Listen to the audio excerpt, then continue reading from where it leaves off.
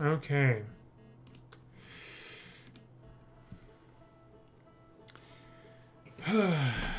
Well, here I am with Outer Wilds.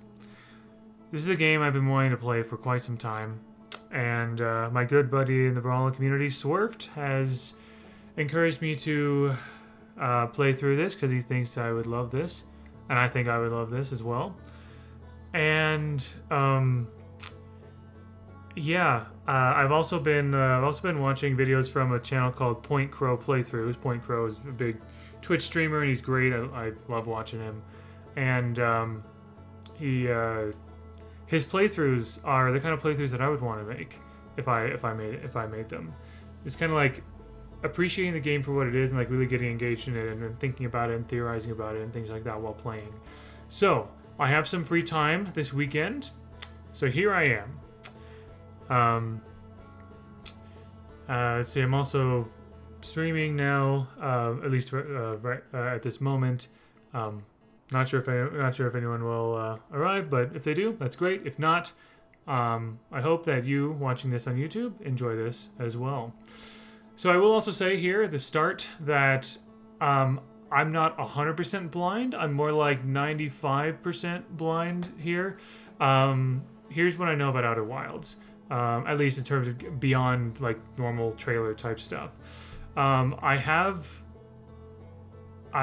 think I have played. I've walked around in the home base area once because like a few years ago I started playing this, and I wanted to take my time. I went and talked to everybody before actually taking off into space. I was also curious to see if there's anything like any extra little goodies that you get or whatever. As far as I could tell, no, you don't. So when I play this, I'm not going to explore the home base as thoroughly as I did, because I literally talked to everybody, and I felt like there wasn't a lot going on there. It was just kind of like, just hanging out and being chill and all of that kind of stuff, right? I started to take off, but then I got rather intimidated and scared about it, I was worried that I would, I don't know how to fly a spacecraft. This really feels like you are really very much in the driver's seat, more so than most other space games. So I was worried, and I didn't want to crash and game over and all that kind of stuff. But now I'm swallowing my pride and fear about that, and just going for it. So that's how far I've played into it. I have not really. I think the only significant thing I've engaged with is there was some kind of temple or shrine somewhere with a statue, and when you interact with it, it does it shows a rewind loop of all of your gameplay up to that point. And then your character being like, what was that? Or whatever. And I could tell it was my gameplay that was being rewound, which was really cool. So I did see that. I am aware there's some kind of time thing going on, and it sounds like there's some cool lore going on with that as well. I also did watch one video by Game Maker's Toolkit talking about game design, and they talked about it was a video about time in video games, and there's a segment that talked about how Outer Wilds handles time. So I am aware that there is definitely a time cycle that goes along whether you want to or not. I'm aware of a couple of the planets as well. I know, for example, that there is a pair of planets. One is full of sand, one is not, and over time, like an hourglass, the sand from one planet gravitates to another, so that exploration on one is slowly getting closed while the other one is opening up. So I'm aware there's things like that going on, and I'm a little bit like there's a little part of me, and I think everybody, that gets worried about losing, missing out on important things, right? And this kind of feeds into that a little bit. But I don't think the game is trying to instill that concern. Sure, there might be some degree of urgency, but first of all, time, when it comes to things in space, time is things are slower out in space. So the urgency is not what the kind of urgency we'd feel out here on Earth. And also, there's this whole, there's Space Banjo is very much a vibe, right? That's a vibe that I really love. I think that's really cool. And I love the idea of a lone wanderer in space and exploring things. Like I love that. That's why I fell in love with No Man's Sky at first, and love what No Man's Sky does.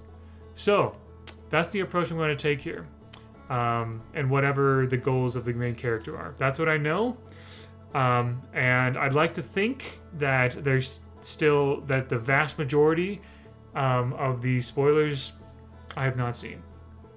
What I've told you is everything I know. It says that the game said they recommend the gamepad, but I thought it was first person, so I wonder if keyboard and mouse might be better. But I'll start with controller first.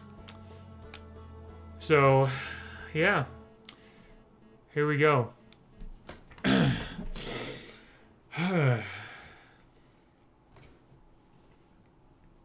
Wake up.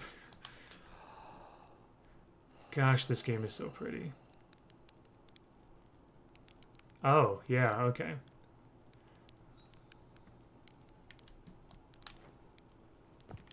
Alright, well, here we are.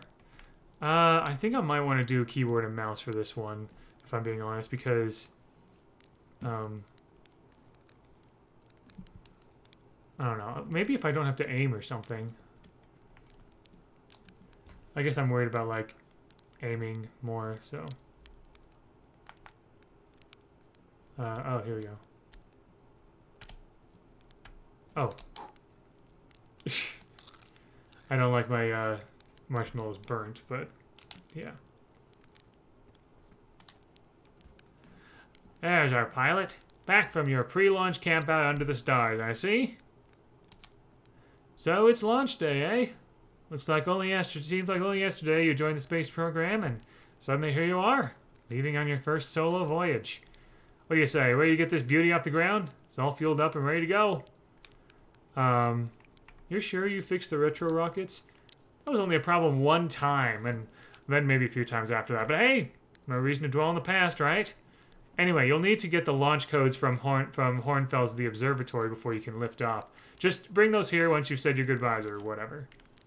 Okay. So, yeah, I didn't want to launch at first because I didn't want to see that, the temple, shrine, whatever it is. So. Oh, hold and release. So, yeah, so you crouch down. There we go. Okay. Excellent. Wow, that moon travels quickly. Good golly. Hey, it's you! Slate said you're blasting off in your ship today. I'm really excited to see the launch. Aren't you going to go into space? Aren't you? Better not have changed your mind. I want to actually... Oh, how you beefed up the model ship. Yeah, we recalibrated the controls and installed better thrusters. Want to give it a test drive? Slate says it's just like the real thing, only less likely to start a fire. Try to land on one of the geyser pools. Show me what you got. Okay. Okay, this is good. Okay. And then...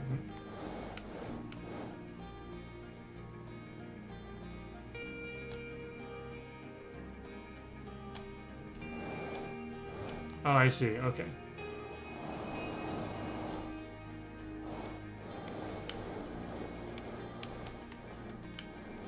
Oh. Okay. Alright, that's not too bad.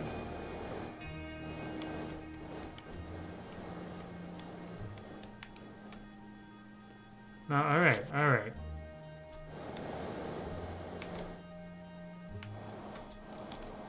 Oh! Okay. Try to land on that thing.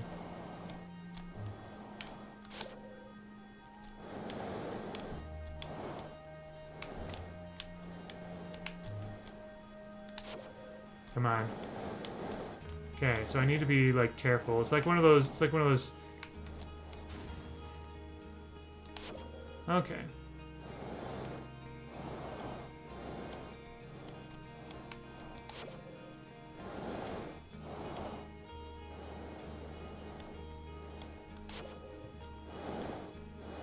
Yeah, you gotta be gentle with these things.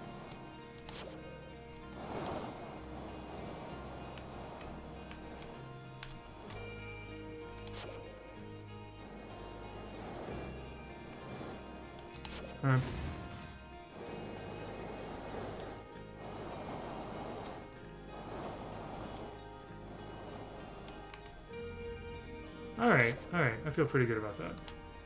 That's very helpful. Excellent. Alright. Some kind of observatory.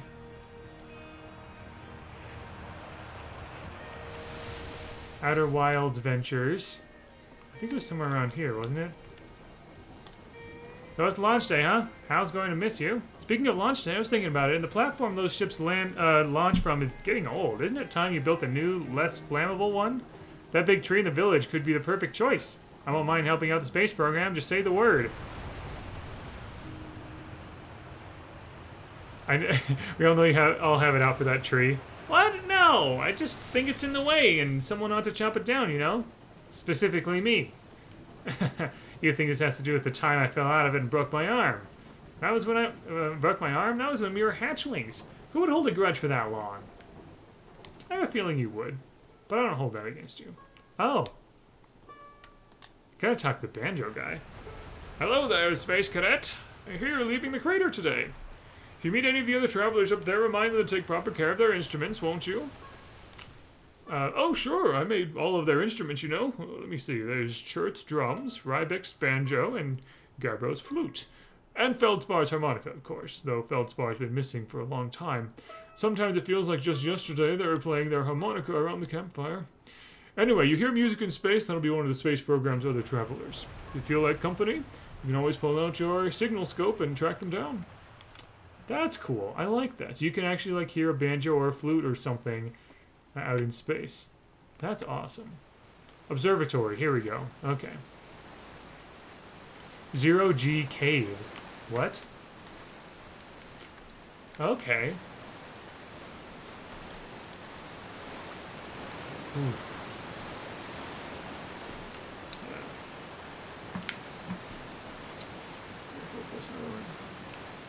Wow, that sounds very loud on on the side of, yeah, on the side of my ear. There we go. But I guess that's how it would sound if you were there, huh? Danger. Inside this fence is a pocket of ghost matter, a strange and dangerous substance that's invisible to the naked eyes. The good news is you can detect ghost matter with a camera. Moving through ghost matter is uniquely painful and will probably kill you. Don't complain to me if you hurt yourself fooling around. Okay.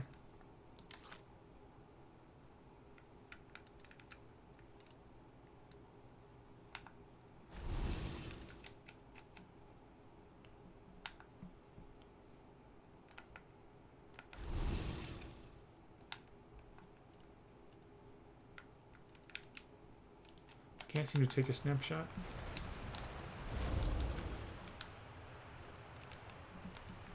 Huh. RB. I don't think I have that. Weird. Okay.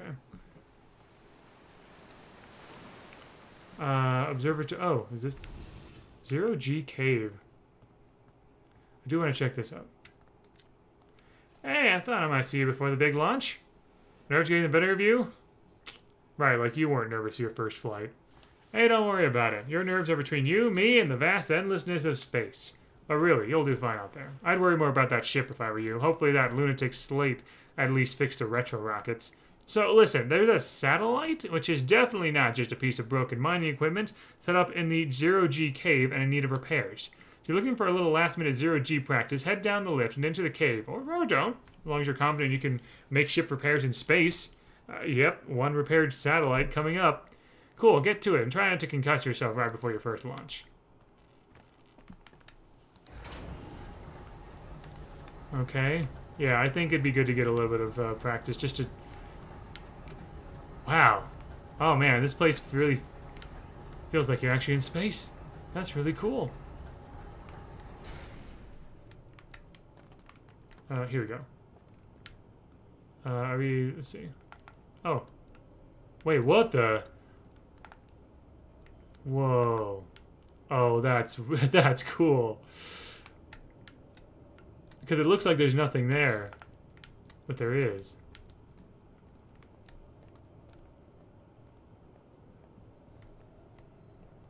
Suit up. Okay.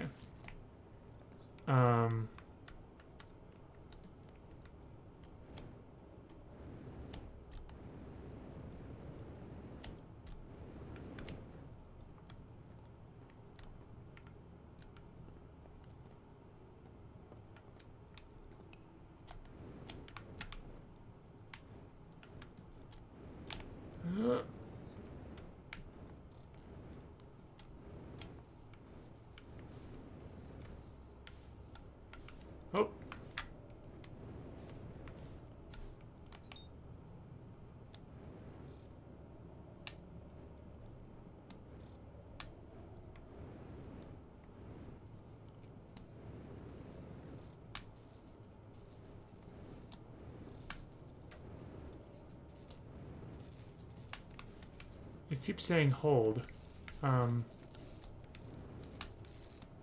Oh, X, hold. Oh.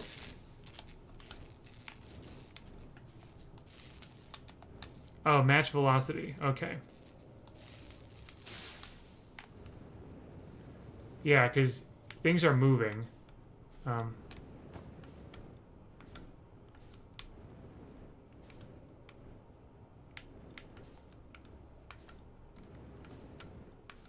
Oh gosh. Oh man.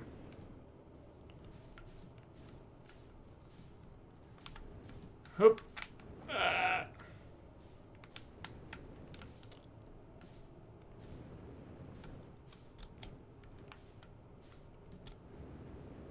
Wow, you can easily get turned around here.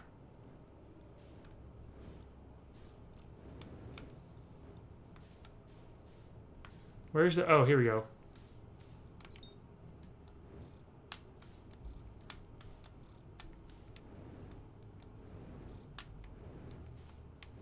Oh yeah, you hold to match velocity. Okay. Oh, that... Okay, that's really neat. So if you get close enough...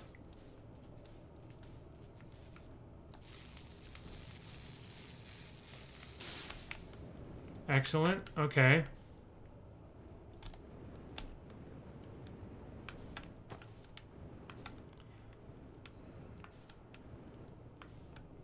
Now I gotta find the other...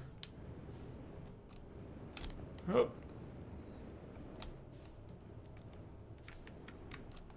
Oh, there it is. Okay.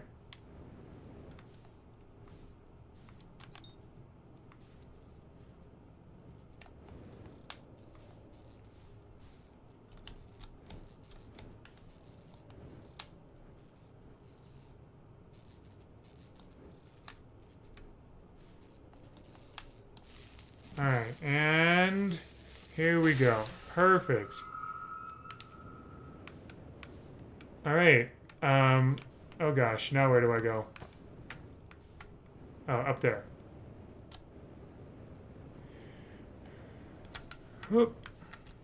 Oh! Oh gosh. Ow.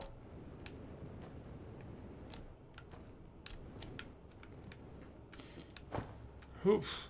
Yeah, this is gonna take some getting used to.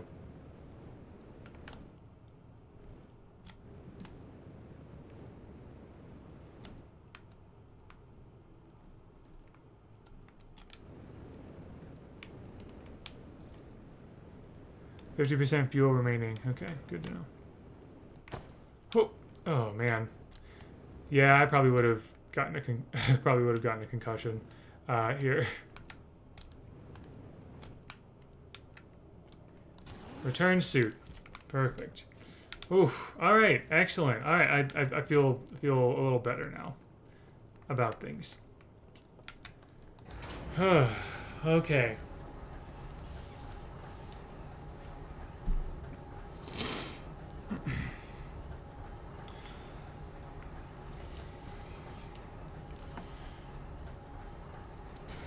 I imagine the first little bit's going to be nerve-wracking. Nicely done! Of course, it'll be a little more stressful when you're hurtling through space, but just remember your training and trying to hit anything big. I see you're itching to get off this rock, so get the launch codes from the observatory and get out of here already. Best of luck out there, and hey, try to avoid getting yourself killed now that I've put so much time into training you. Got it? Thanks. Observatory. Oh yeah, I think that was... Oh, that's it. Isn't it?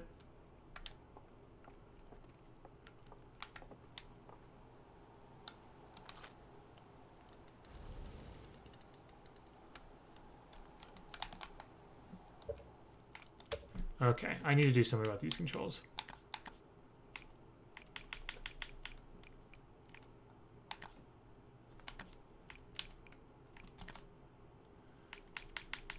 For some reason, I'm not getting any RB whatever. You know what? I think because there's going to be aiming involved, I'm going to go with a mouse.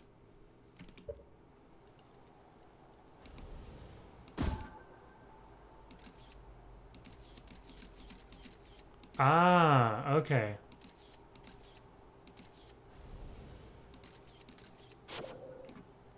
Okay, that's cool.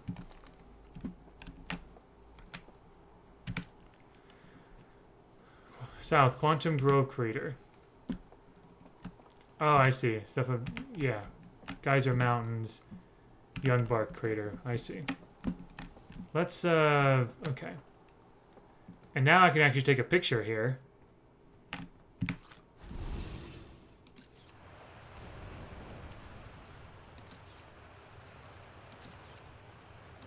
I see. Okay.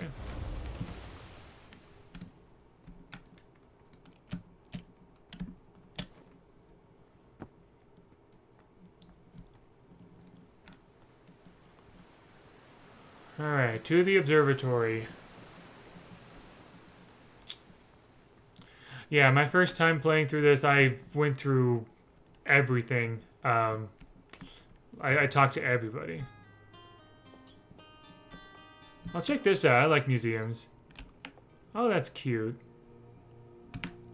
Outer Wilds Ventures founding members. Clockwise from top left. Hornfels, Gosan, Slate, and Feldspar. Okay. And we've talked to some of them. Big thanks to these additional founding members of Outer Wilds Ventures, without whom we would never have gotten off the ground. Okay. Probably, crowdfunding backers, I imagine.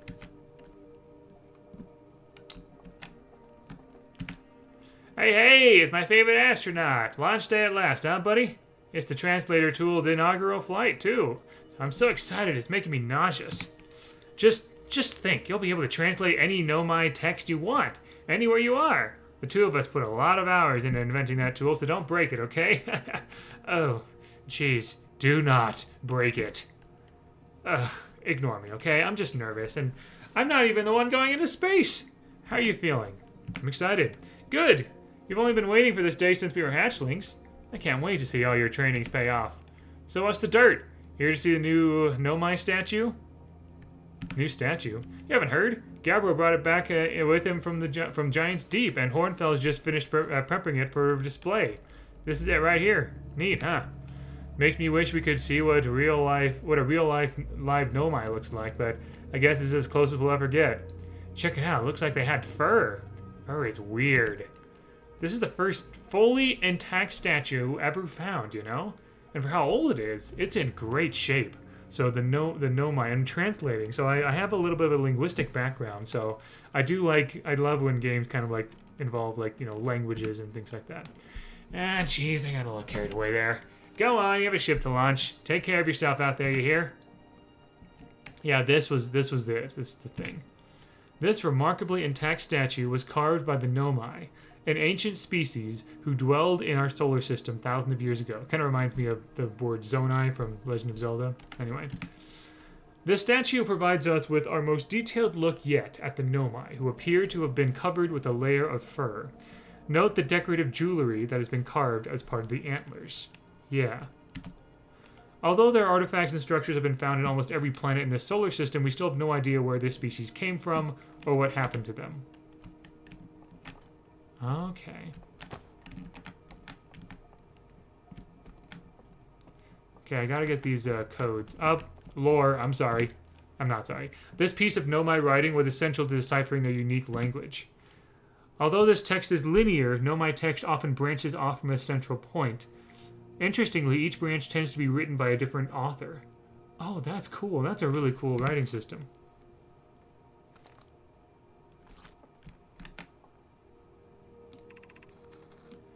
We're nearly... Cassava. We're nearly ready. Wait, whoa. We're nearly ready. Felix and I have finished construction, and she says calibrating the device won't take long. Felix, fortunately, the Adelrock's lack of atmosphere will make calibration simple. After all this time, I'm thrilled to finally resume our search.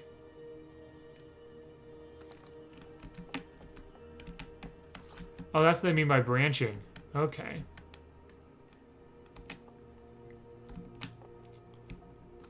That's cool. So it's linear, but it's branching up. That's neat. I thought this was part of the writing, although that would have been cool. But I think that's kind of. I do like the idea of like there's a central point and then things kind of branch off. Anyway, moving on. Aside from dwellings and structures they built, the Nomai also made art. This decorated pottery was discovered in Brittle Hollow. Some ancient Nomai art depicts strange animals, foreign celestial objects, and other subjects that can't be found in our solar system, which makes us wonder whether the Nomai originated elsewhere in the universe or simply had vibrant imaginations. Were the Nomai born in our solar system? Or were they born among other stars and planets? And if they were, how and why did they come here? These are just some of the questions we hope to answer through further xenoarchaeological expeditions. Okay.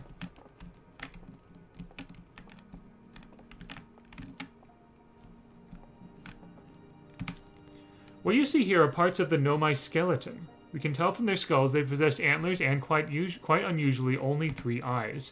The Nomai body was most likely adapted for living exclusively on land. The differences in the Nomai's anatomy, such as their shockingly fragile bone structure, show us that Harthians couldn't have descended from Nomaian ancestors. So we're Harthians.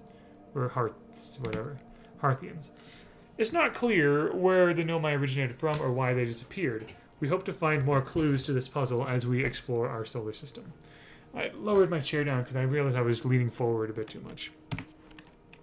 Have the screen more at eye level. The Nomai technology brought back from space by our astronauts has been a great boon to Outer Wilds ventures, allowing us to modify expedition gear in exciting and useful ways. For example, the little Scout now boasts a warp retrieval capability that allows astronauts to recall their scouts almost instantly.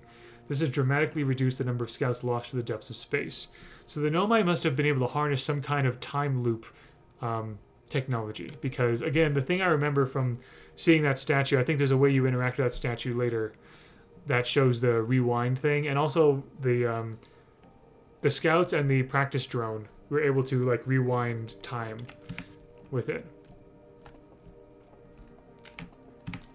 This crystal is taken from a Nomai ruin in Brittle Hollow. It seems to create a local gravity distortion, and is most likely used to traverse steep surfaces. Try it out. Whoa. Oh my gosh. Oh, that's weird, but so cool. Can I... Okay, there we go. Oh, that's cool. Yeah. More pretty pictures of ruins, and I like the spiral thing going. Oh, we have a solar system. Okay, that's cool. This anglerfish specimen is found attached to the landing gear of one of our ships that flew close to Dark Bramble. It appears well suited to living in dark places with minimal atmosphere. Oof. Spooky. If a star is massive enough, it will continue to fuse carbon into an even heavier element like iron. Ultimately, the star will collapse under its own gravity and then explode in a violent event called a supernova. Based on Church's observations, this will one day be the fate of our own sun. As the star's... Oh, this is the... Not a solar system, but a star. Yeah. As the star's core contracts, it gets hotter, causing the outer layers to expand. The star has become a red giant. When the core is hot enough, it starts to fuse helium into carbon. Stars like our sun generate light and heat by fusing hydrogen into helium. As it grows older, the star runs out of hydrogen and starts to contract. Yeah. So, guess I read that backwards, but that's fine. Watch closely. These balls move on their own. Oh yeah, they do. The ground is perfectly level, so what do you think causes this spooky motion? The answer is the moon. As it orbits our planet, the Attlerock's gravity pulls on objects from different directions. In fact, it's pulling on you right now. Oh. So this is... Oh, that's cool. I'm really curious to see how this... So this museum stuff, I don't remember looking at any of this before. So, yeah, I'm very curious to see how this will... what will come of this in other places. Future site or our next exhibit. If you've enjoyed your time with Outer Wild, please consider supporting our planned museum expansion. Our quest to explore the furthest reaches of our solar system wouldn't be possible without generous visitors like you. We thank you profusely for your support, and we hope to see you again soon. Okay, yeah, probably like from the developers kind of a thing. Oh, okay. The strange rock moving around in this gentle grotto appears to react to conscious observation. The level-headed among us realize there must be some sort of optical illusion at play, but Gabbro claims the rock exists on all possible states until it is observed, whatever that means. Oh, maybe this is the thing that triggers that rewind thing. Whatever is actually happening, both sides of this debate agree the effect is extremely creepy.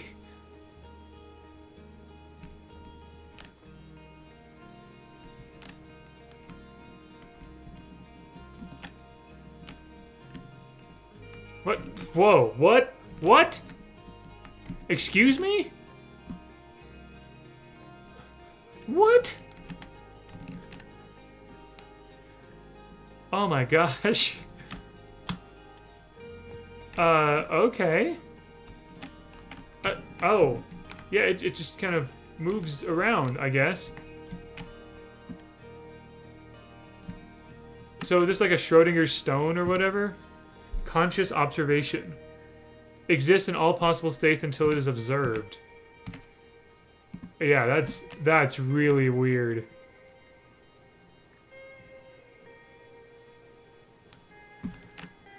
Wow, okay.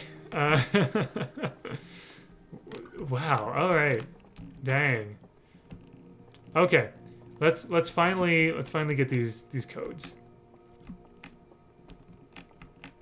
Oh, Silver, hello. Great to have you here. I think I will. I love space and I love the things they're doing. I know that time is passing even as like now, but I'm just like I felt like it was good to get some practice and for some of the mechanics. There you are. I just finished pre-flight observations and local conditions are good. Time to get our newest astronaut off the ground. And you'll be our first astronaut ever equipped with a Nomai translator tool. I confess I've been giddy all day just thinking about it.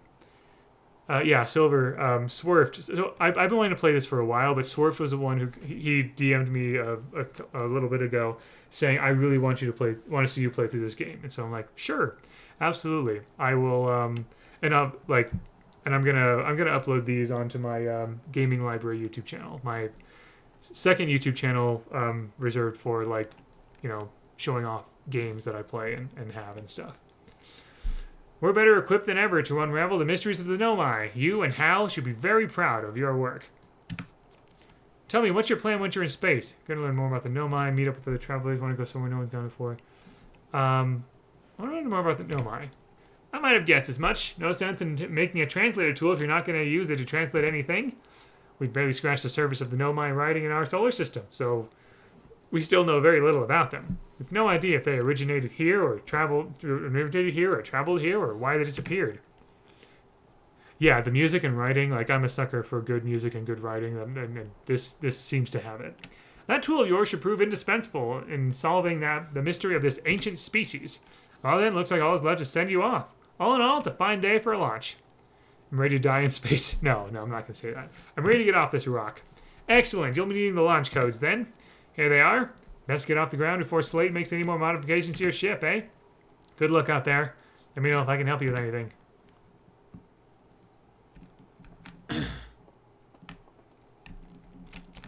Oh. Can I read this? Yes, I can. Oh, this is odd. According to my redshift calculations, every single galaxy in this image is moving away from us. In fact, the farther away a galaxy is, the faster it appears to be moving away. It's almost as if the entire universe is expanding. But if that's true, was everything closer together in the past, and how far back can we extrapolate? Did the universe have a beginning?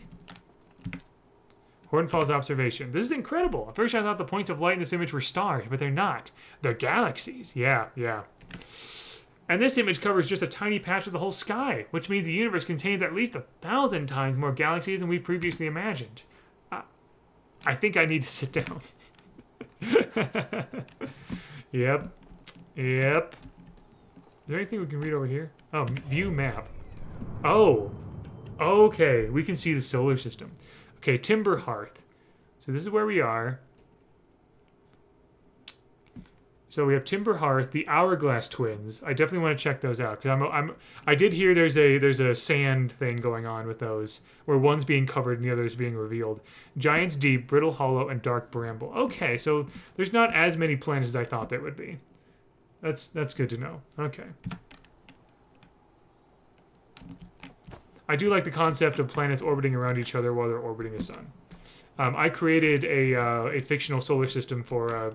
I created a language at one point for a class, and I created the world I created was a solar system, and part of it was these twin planets orbiting around a sun, and another part of it were some intersecting orbits where one very large planet crashed into another, and so the planet is just like this broken. It's called broken planet, just like these shards, just like orbiting around each other as it orbits. And then there's a sharp disk planet that cut through another planet, and so you can see like two different like slices through a different planet because they intersected. Anyway, I had fun making that solar system. So I remember there was something that went on. Oh, this is it. I remember. So I played through this once, and it was about up to here. And I know that this rewinds through all of my playthrough. Maybe not rewind, but like shows all the stuff that I did.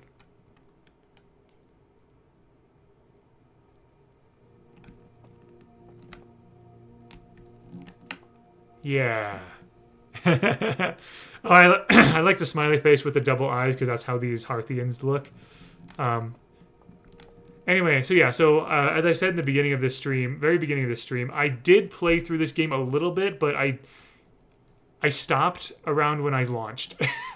I barely went through anything at all because I was just, I was nervous about, yeah. Hey, so did you get a good look at that Nomai statue? No, yeah. Statue looked at me and it opened its eyes. Whoa, the statue is doing what? So its eyes open, and then you saw images from your own memories and glowing lights flying around? You mean like a hallucination?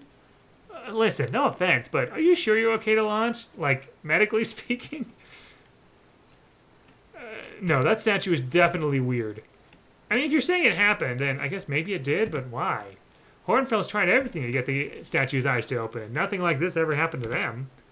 I don't think you're going to get any answers from the museum statue, but Gabbro said they were going back to Giant's Keep. Don't know which island they're on, though. Maybe they'd be able to tell you more? On the other hand, Gabbro's, Gabbro. So maybe you'd be better off searching for more info on your own. Jeez, I'm really jealous you're going into space. Hey, see if you can use our translator tool to find out more about the statue, okay? Good luck and safe flying. Yep. By the way, I need to adjust one of these windows here. Cool. There we go. Perfect. Now I can read the chat a little bit better. All right. Excellent. Yeah, to the launch tower. Gosh, Space Banjo is such a vibe, isn't it? I know there's some videos out there that have Space Banjo music, which is cool. It's so good. Yep. Okay, where is the launch tower? Yeah, the first time I played through... Here it is. First time I played through this, I talked to everybody. But I'm not going to dilly-dally as much now. I think we're good to go. Enter launch codes.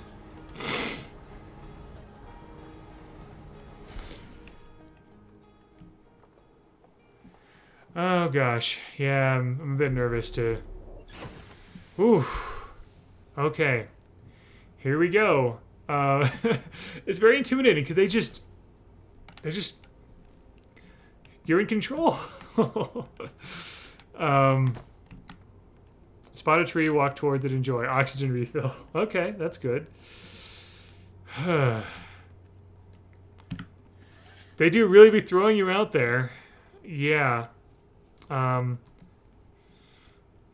Okay. Lift off, landing camera. Okay. So... okay. So I want to lock on to this. The Hourglass Twins. I want to check them out first. I know Brittle Hollow is probably closest, but oh, there's an interloper thing as well. Interesting. Okay. Hello, Hyena. It's part of the experience. Yep, fair enough. Here we go.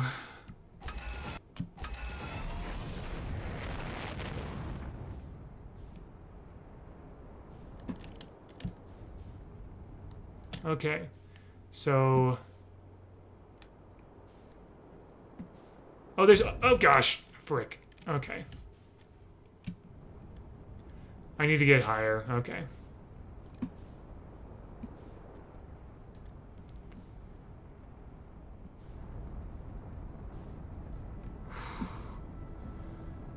There we go. Okay.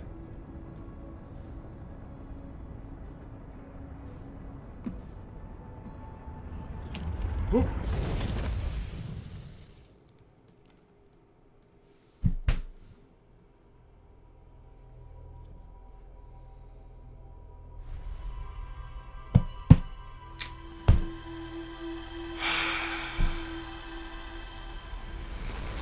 Well, that's embarrassing. Did I just fly into the sun? Or crash into a planet or something?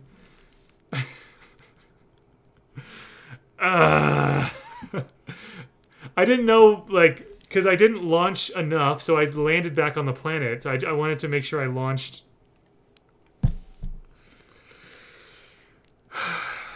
Yeah. Yeah. I think I just died. Okay.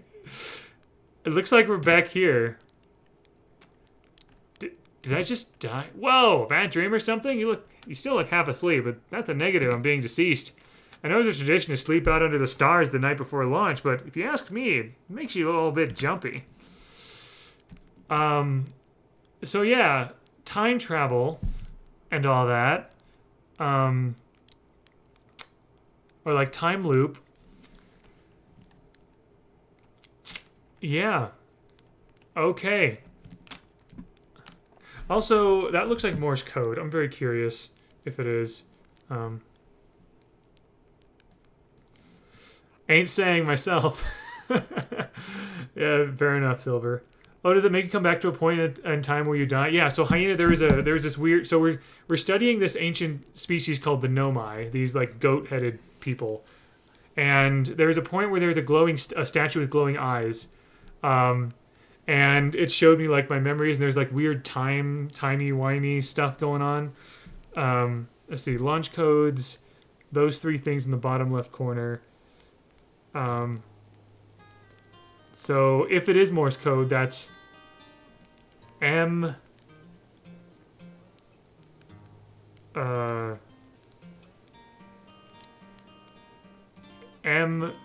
D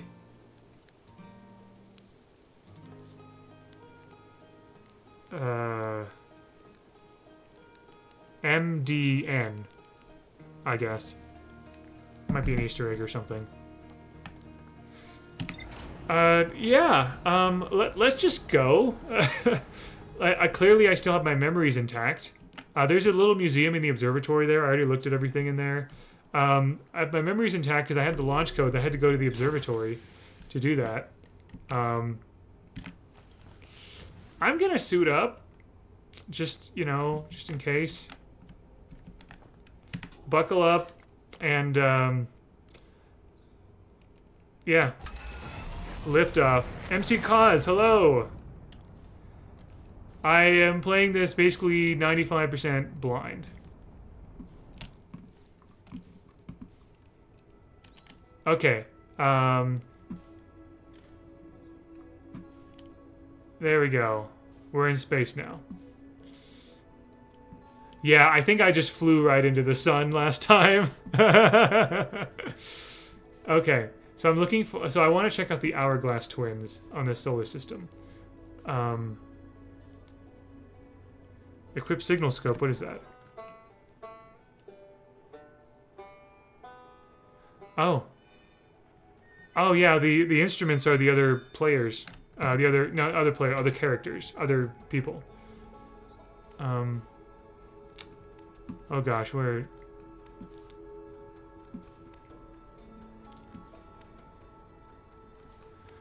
There should be a way for me to look at a map, right? I feel like I'm getting a little too close to that. Okay. There's the interloper. Unbuckle. View map. Here we go. And Hourglass Twins. Here we go.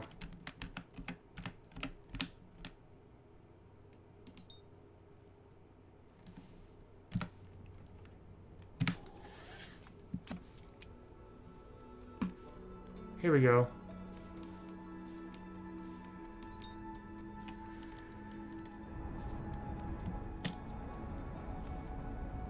Engage autopilot. Okay. That does make things a bit easier.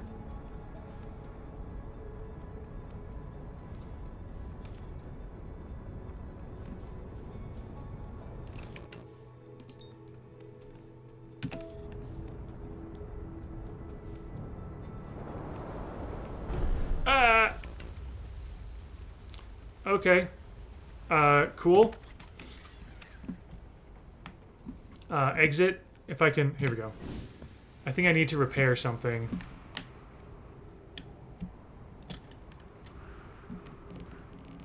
Do I? I'll worry about repairs later. Ooh, wow, the sun is so close. In your ship, you can check the map. Yeah, I'd be careful with that. Okay. Hold on, give me a second here. All right. Perfect. Soviet Chungus, hello. Welcome. Okay, so this is a small planet of... Oh, gosh. Yeah, I have a flashlight. Here we go. Oof. Can I just, like, jump in there? I'm doing well, thank you. Oh, there's a platform there. Excellent.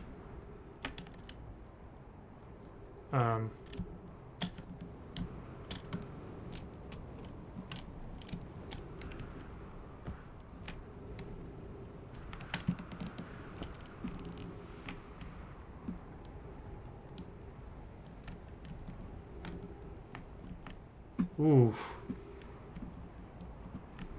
You know what? I'm going to be able to, since sand is filling up, I'm going to be able to explore all this in my own time, so...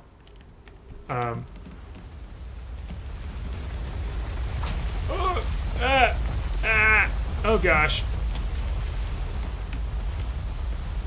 Oh dear. Trying to get out of here. Oh. Good golly. Okay. Alright. Oh gosh. It's going around. Oh dear. Okay. So I'm down here to see if there's any, like, you know, caves and stuff that might be interesting. Because the only thing I know about any of the planets is that these Hourglass Twins, one is filling with sand, meaning that things will be closed up later, and the other one is emptying of its sand. So I was curious. I guess if there is nothing, then I guess it's... Outer Wild is going good. I died once. I literally flew right into the sun, accidentally. I assure you, accidentally.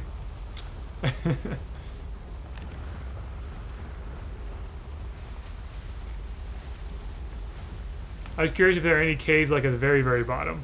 Happens to the best of us. Yep. Okay.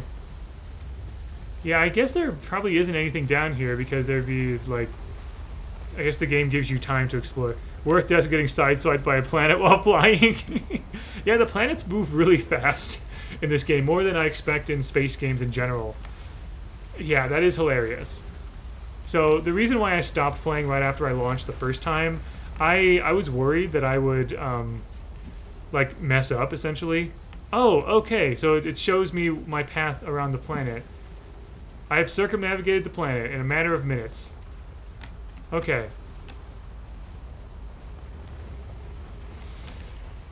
Alright. Hit the side of the ship we weren't looking. That's crazy.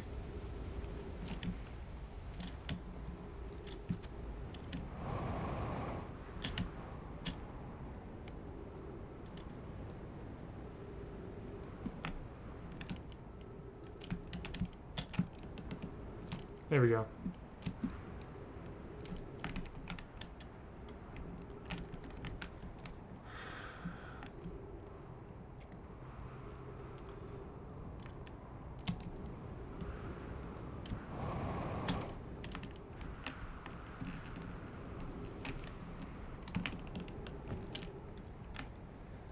So I see the red there. Looks like I've been damaged by the sand waterfall thing. It's like gravity is slightly lower than normal. Oh, 3 minutes of oxygen remaining. That's good to know. Okay. I'll start heading over pretty soon.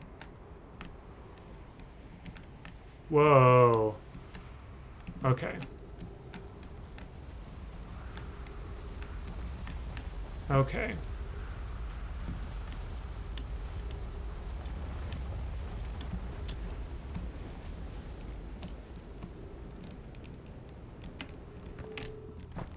Whoop.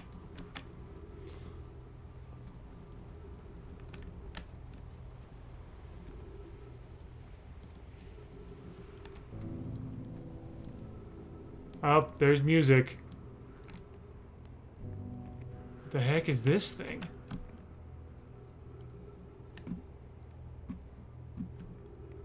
What is this thing?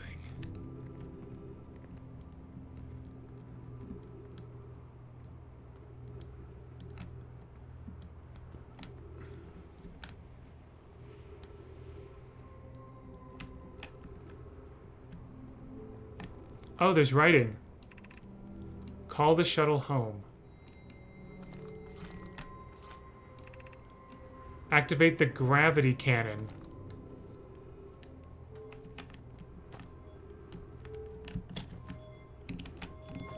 Oh!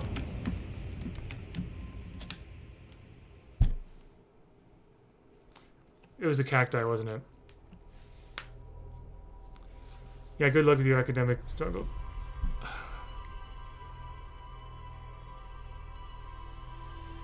Okay. Alright, well. I'm learning.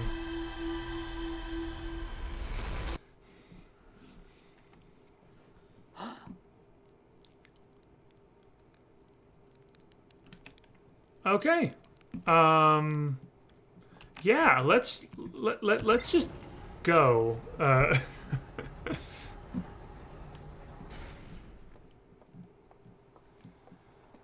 right.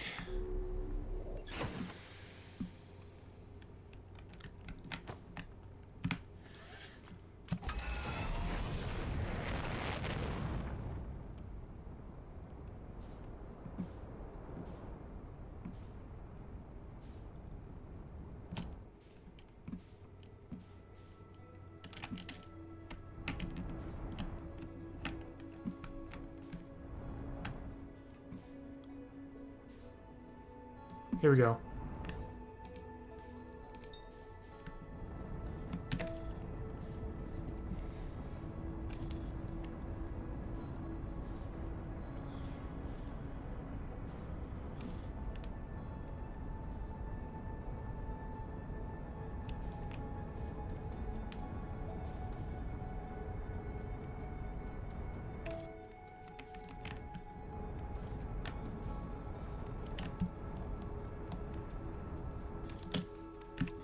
Oh, there's landing mode.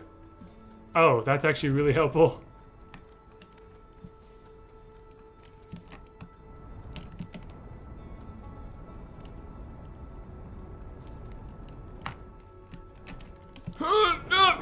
Frick.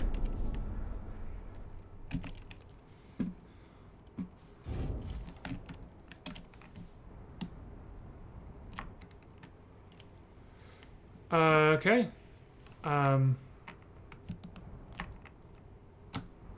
Oh, nope, nope, no. Landing gear damaged. Okay, yeah, that makes sense. 10 out of 10 parking, no complaints whatsoever. Thanks.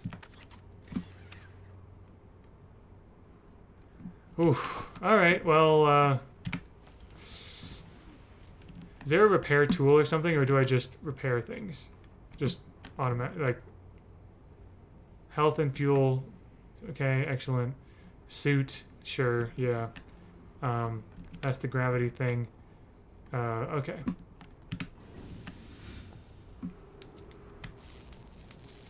Okay, that's not too bad, actually. Oh, dear. Oh, gosh.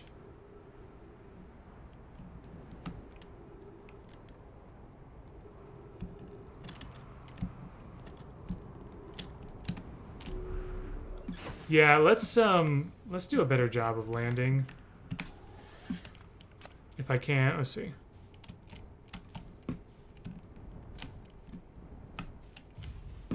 Oh, that's much better, I think.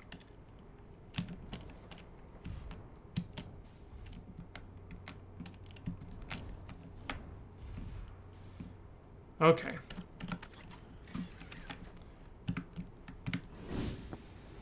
That's much better. I was literally on the side of a rock. I have a repair kit on. Yeah, thanks. Okay, perfect. All right, all right, all right. Okay, so I want to check out that uh, that structure, the gravity cannon thing, wherever that is. I'm sure if I just keep walking, I'll find it somewhere. Oh.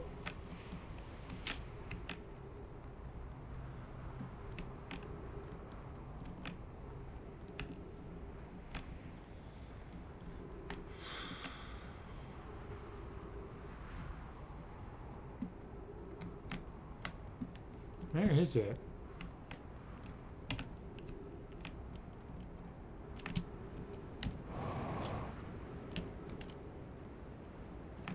Well, that's something else.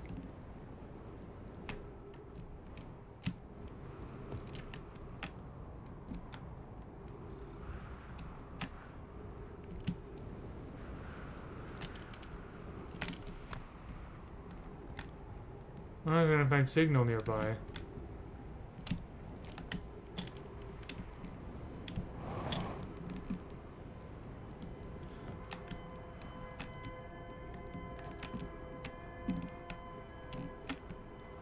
Okay, so it's connected to this thing.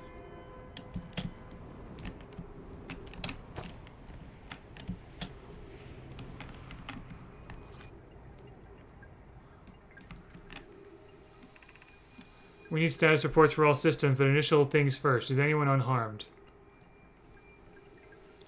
Wait, page text. Russ, our escape pod's passengers are afraid, but physically well. Anona, everyone survived. Physically well, Anona, everyone survived the crash. This is a relief, at least. You have my gratitude. Burr, were you able to find the other escape pod's distress signals?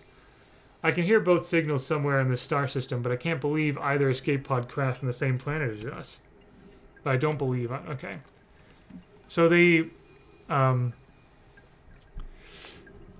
the Nomai, these people that we're studying, we weren't sure if they like came from here or they arrived here or something. It seems like they arrived here. Oops. Okay.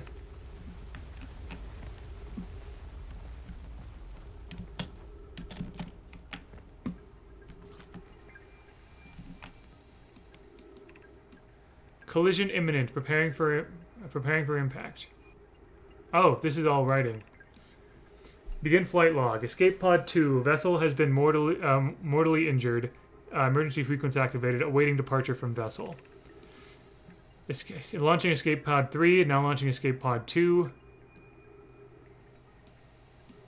Collision imminent. Preparing for impact. Scanning external environment. Scan complete. External temperature is prohibitively high. Verdict. Inhospitable. Do not seek shelter on planet surface.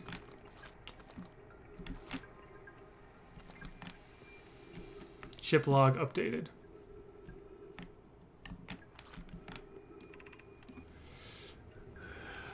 Melore. The heat from the solar system sun is more bearable below the surface. When our escape pod punctured this planet's surface, it broke into what scans show as a cave system with much cooler air. I would recommend we seek a site down there to build a long-term shelter, Anona, but these passengers are a maze. Even with this danger, they are still our best chance for survival. We'll form teams and descend into the caves to look for a shelter site. We can mark our findings on on the walls to avoid becoming irretrievably lost. Be cautious, everyone. And be aware of the sand as you search. It appears to be rising gradually.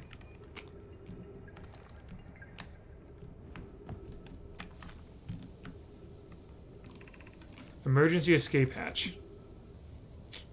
Whoa. Oh gosh. Oh no, I'm gonna get lost in this, aren't I? Oh dear. There's like... Oh no.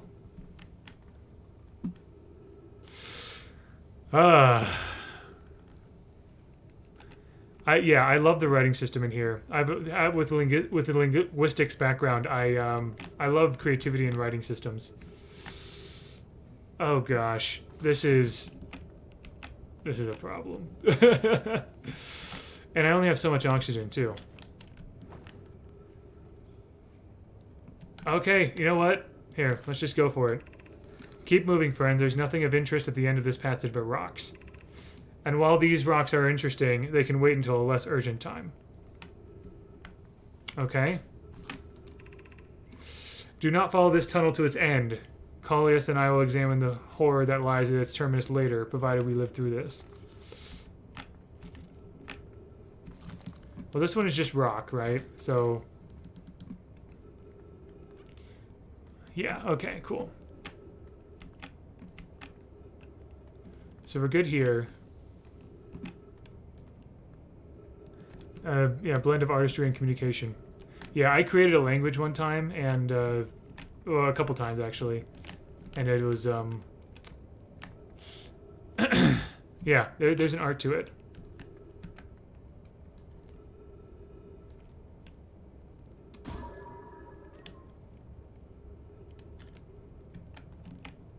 How do I take? Oh yeah.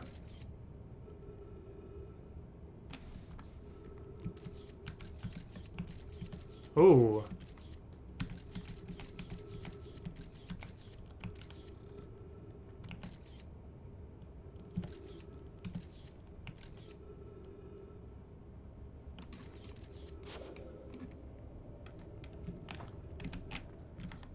Yeah, there's something that's a big anglerfish thing. My themes are based on plants, while heart themes are based on rocks and sediment. Oh, real? Oh yeah. Bad memories of those folk. Oh no. Okay, I need to get out of here. I'm running out of oxygen. So, oh, come on.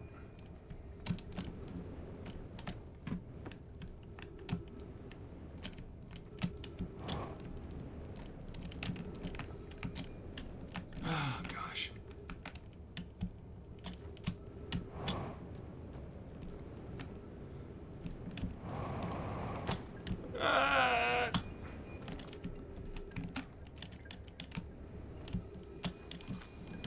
There we go. Okay.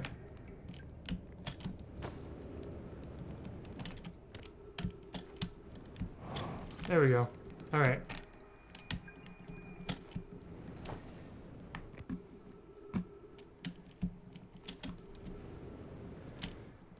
All right, perfect. Cool. All right, so let's get back to our ship, where... This way.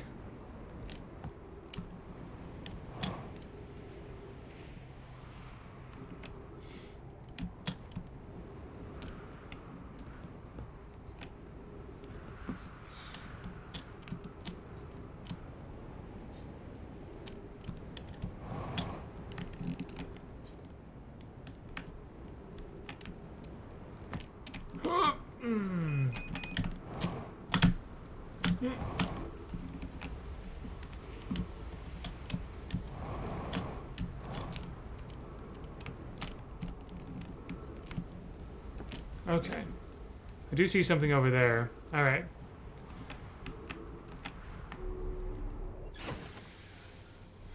Oh, they're quite grounded. All right. Excellent. Yeah, let's get back in. Let's get back in there, I guess. If I can... I guess it would be good to try to land on the... land next to that thing.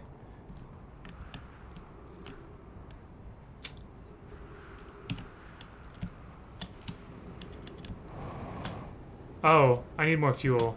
Okay.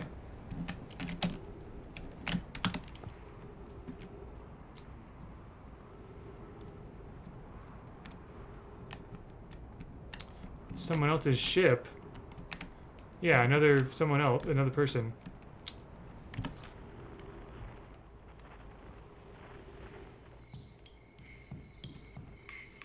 Yeah, the drum player is in this direction.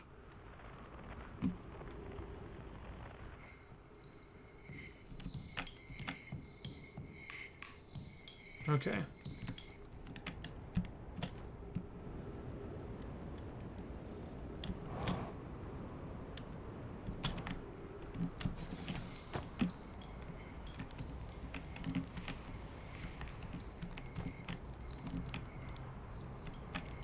There you are.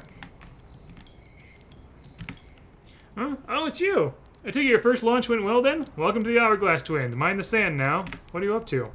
Hornfels noticed our star charts are out of date, so I came out here to update them. But something seems, how to put this, off. I've seen, what, 10 supernova by now? 12? They're in the double digits now, and that's, you know, not normal. Not normal at all. Was there something you needed? I found something. Sure, please do tell. Actually, no. Oh, gosh. Nothing you'd like to discuss at the moment? That's no trouble. If you find something you wish to discuss, please come find me. I'll be here studying the stars for a while yet.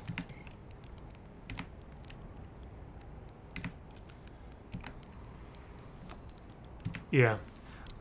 Why are so many stars going supernova? I have no idea. Massive stars go supernova when they reach the end of their lifespan, so it's possible that the stars are older than we realized. Or maybe our models are wrong and they don't live as long as we expected. Honestly, I'm not fond of either option. If our charts are wrong, what else is wrong? And our sun. No, I shouldn't jump to conclusions. I'm probably overlooking something. That's it. I just need to collect more data. Oh dear. Well, that is, I originally came out here to update our star charts. Now, though, I'm trying to figure out what's going on with the stars. There's so many. Too many supernova. Why are so many stars dying out? I've never seen anything like this. Frankly, I'm worried and a little scared. To be honest, I haven't left this lake bed. I don't mean to brag, but I'm really quite good with the little scout. So I've been taking pictures of everything from right here in my campsite. Have you seen the old shipwreck site in Ember Twin Southern Hemisphere? The one shooting a bright beam of light into the sky? Yeah, that's where I was. That's not one of our own crashes, surprisingly enough. This one's a Nomai ship. You'll find Nomai ruins across the Twins, but strangely not a single settlement. Believe me, if there was one to see, I'd have seen it with my little scout. So where did they live? Not on the surface, clearly. Ember Twin is full of cave systems, though. Maybe the answer lies underground? On a scale of 1 to dead, I'd give it a 7 or 8. Awfully pretty, though. Yeah, I know that firsthand. I think I actually came, like, close to death, like, standing under it and trying to get away from it. And then, all of a sudden, like, that's why cacti killed me. Right now, sand is flowing from Ash Twin to Ember Twin. But did you know the process eventually reverses? We're not completely sure why the sand flows back and forth between the twins, but it seems to be a natural phenomena. Oh, okay. So I was worried that there was like a sense of urgency for like exploring the Ember Twin, the cave systems, and that I would lose something if I didn't go here first. But it seems like eventually that's not the case. Although it fills up really slowly, so maybe I don't want to rely on that. Oh, if you'd like to see something interesting, check out the other twin once a little more of its sand drains off. I promise you won't be disappointed. Just saying hi. Watch out for the stars. I mean sand. Okay, that's good to know. We got some story there. I am low on fuel. Do I refill that on my ship?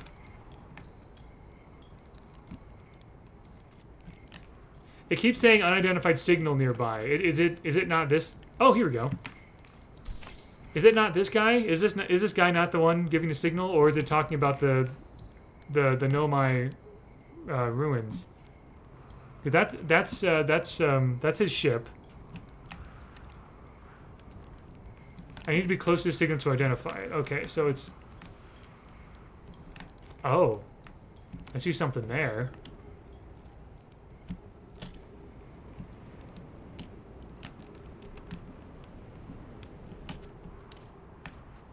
Oh gosh, I can see the sand filling up.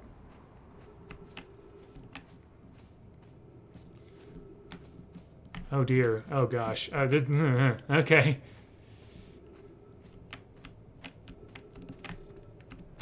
Wow. Okay.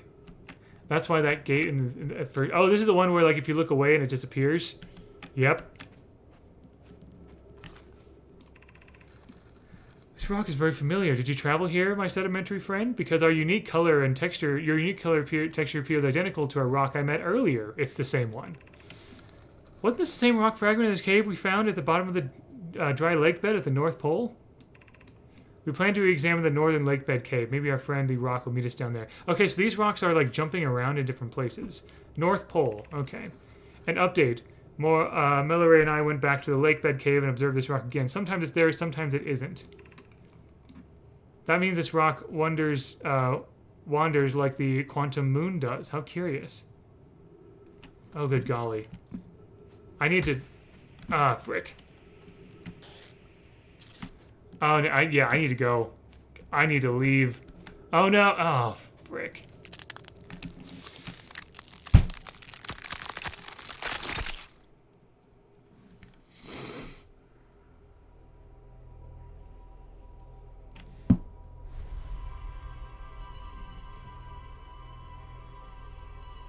I was worried about that.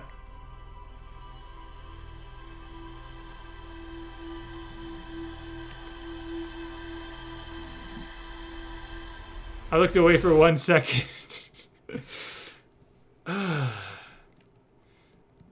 Okay.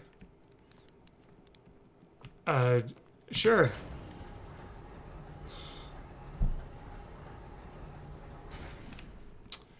And I think that was the end of that particular cave, was it not? Unless there was more, like, higher up or something. But the important information there was that that same rock appears on the North Pole of the Ember Twin.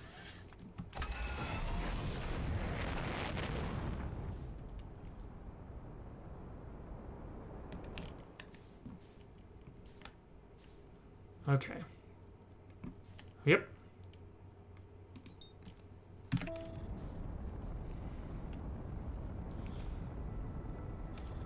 Oh, yeah, there's a ship log, that's right.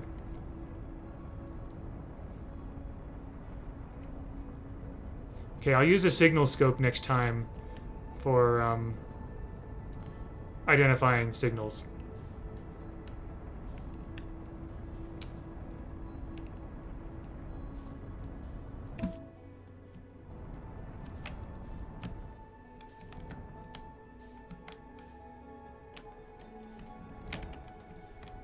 Oh gosh. Okay. No way. Whoa. Ah, yes! Oh, that was perfect. Okay. Whew. Alright, suit up. Improving the landings. Whoa! Wow. Okay. Yeah. Yeah, that worked. Ooh. Oh boy. Yeah. Let's go to the I don't know which is the North or South Pole necessarily, but oh, there's something here.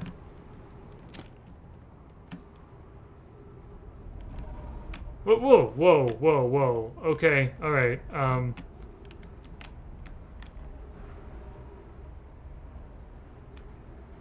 Are these pointing to the different... Yeah, these are pointing to the different planets.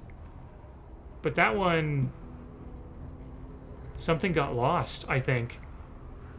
I think this was tracking something and it's not there anymore.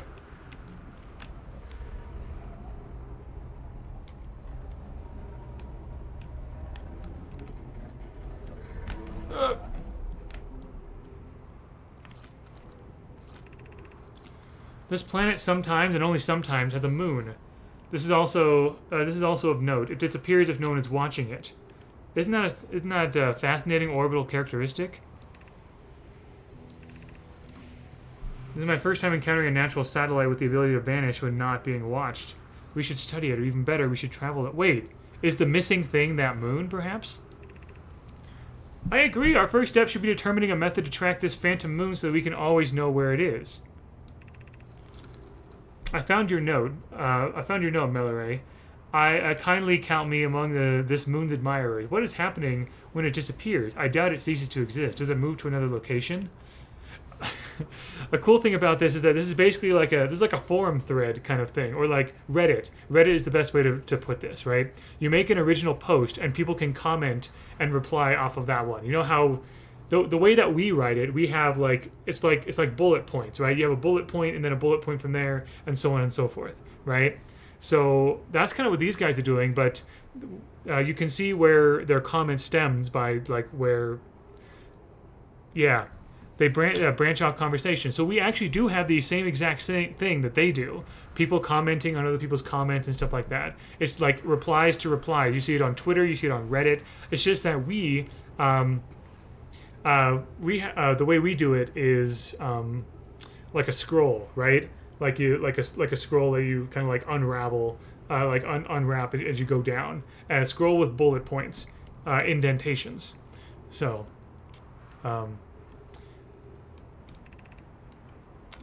I believe so. Not only does the moon appear around Brittle Hollow, I can confirm it sometimes orbits Timber Hearth. Oh, so this moon just goes around. Yeah, because there's a type of rock that is like Schrodinger's rock, where it's everywhere, but once it's observed, that's where it is. It's everywhere and nowhere, but there's specific locations where they are, which is very interesting. Given its reluctance to move while consciously observed, it might be a form of macroscopic quantum mechanics. Yeah.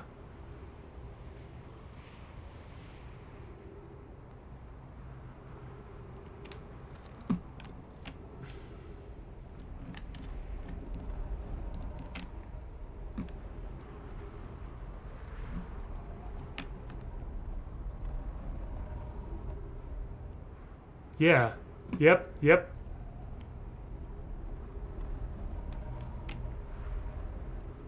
So now the moon is there. And it just appears. Yep. Okay. And now it's there. Huh. Okay, so I think this place is meant to track that moon. Right? Wow. That's cool. Okay, so what's in here?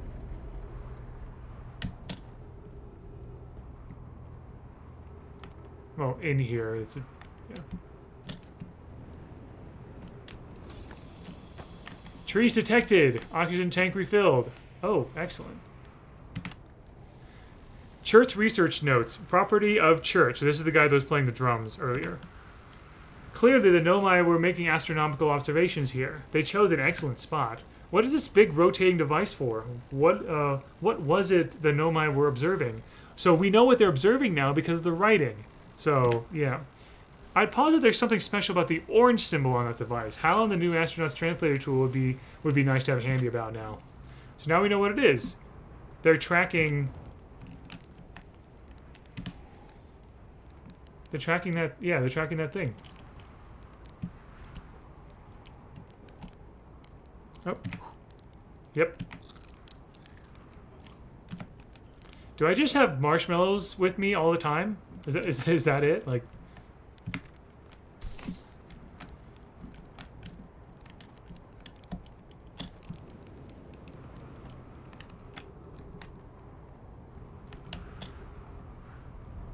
Okay. That's funny.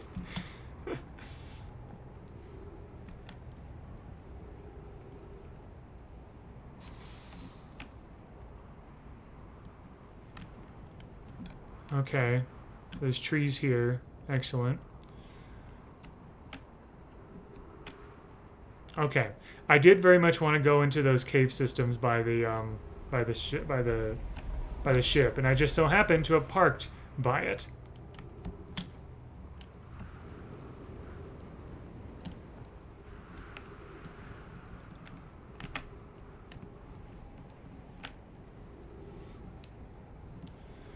All right, here we go.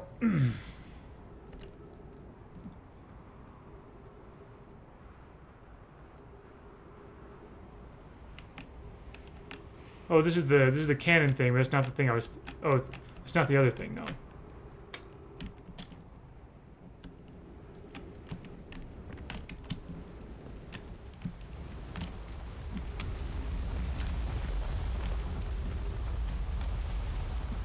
That's the sand fall. Yep.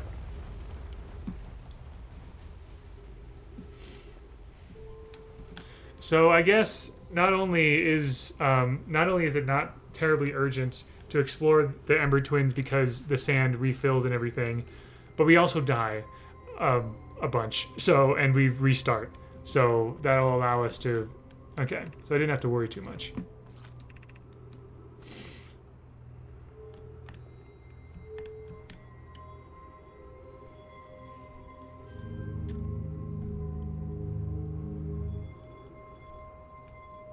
Just looking at it. What the? What?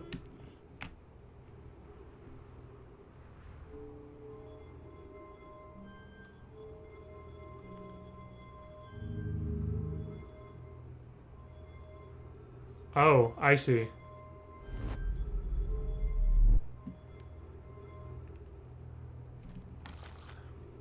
This activates the gravity cannon. This calls the shuttle home. Okay. What is this thing? Can't interact with it, which bugs me because it feels like it feels like it should be a puzzle you can like interact with and like solve or something.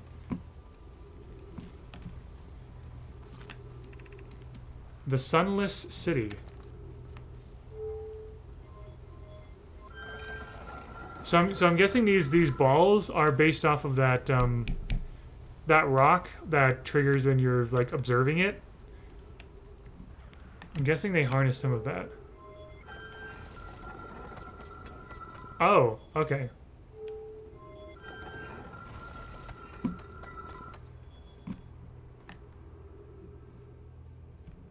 Can't get through that. Do I have anything that can take care of cacti? I don't know if I do.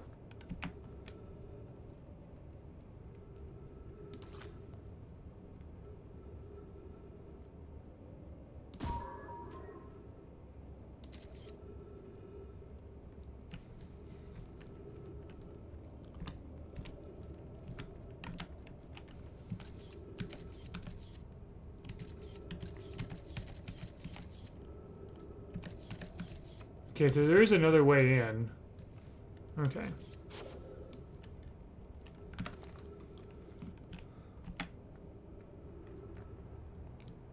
It's gone. Okay.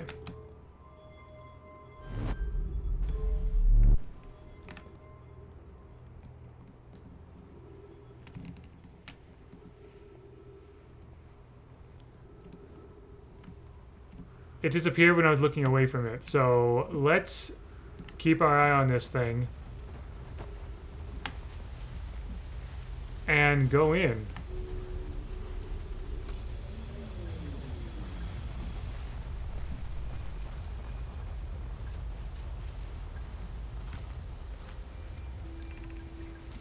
I fear our situation may be dire. Pi, Poke, and I landed here on this comet not long after its arrival in this star system. Our shuttled equipment heard strange energy readings coming from somewhere beneath the surface. It's probably the anglerfish thing. Pi and Poke were able to locate a fissure in the ice on the comet's sunward side, and they descended inside to investigate the source of the readings. But Pi and my sister have been gone for a long time now. They haven't contacted me since descending below the surface, neither. Should I leave the shuttle and to look for them? I want to follow protocol, but I don't know what I'll do if they aren't well. Poke, Pi, come back to me safely, my friends.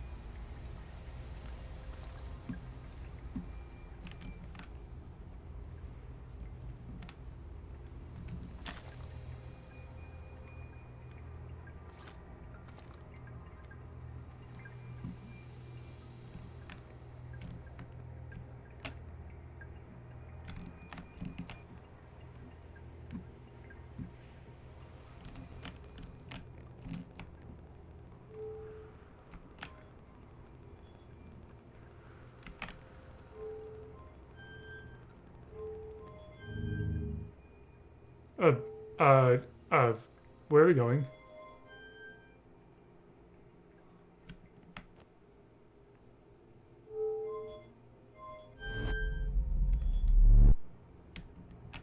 We're back here. Okay.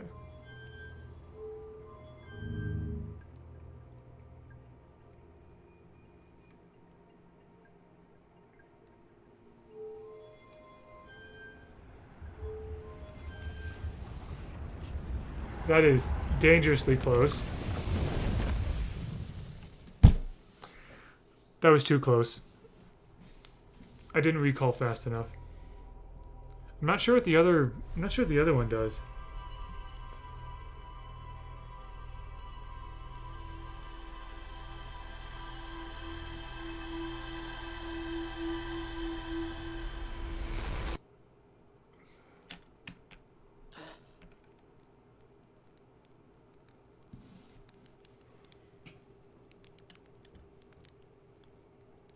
Oh, yeah. That happens right when we wake up. Whatever that collision is. Is that what started this whole thing? This whole time thing?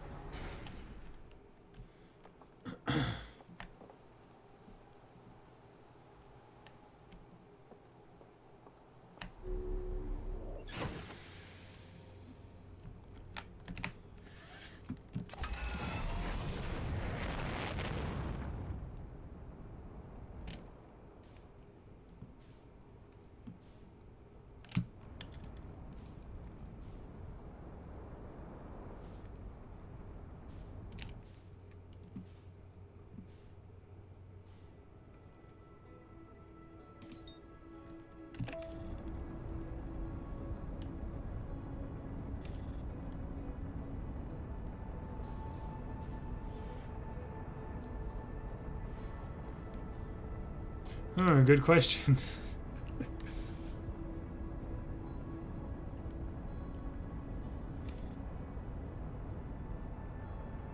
Okay.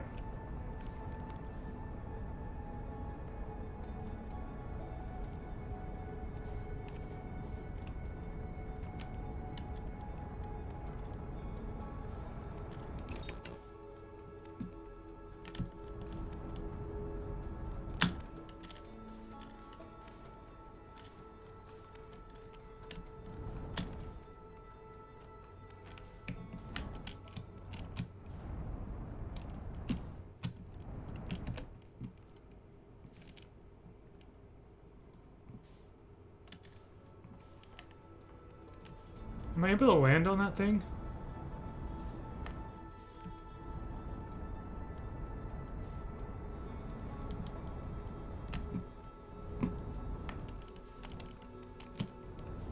Ah! Oh, nope, that's not what I want.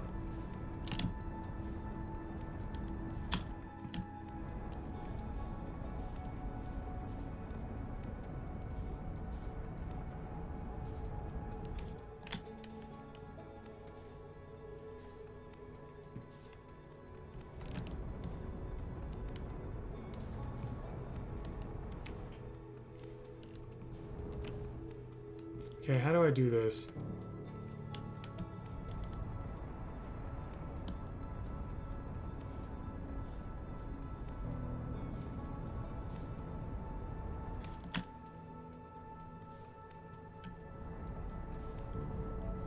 Okay, yeah, this whole like velocity thing takes some getting used to.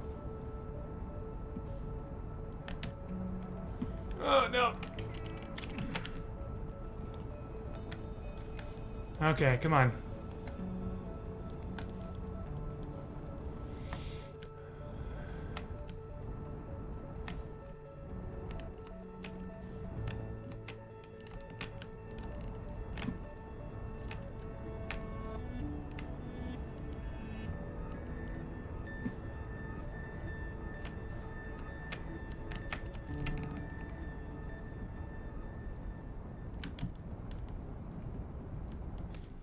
Okay.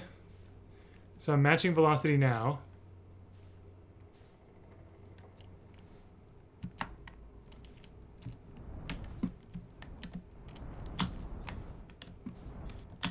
Okay.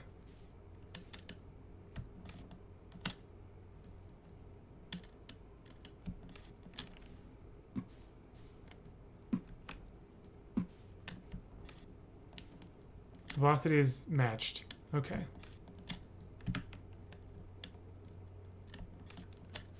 I keep...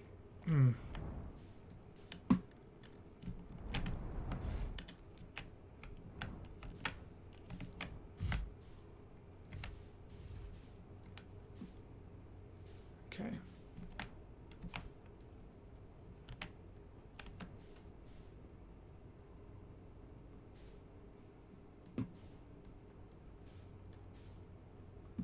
Can I, like...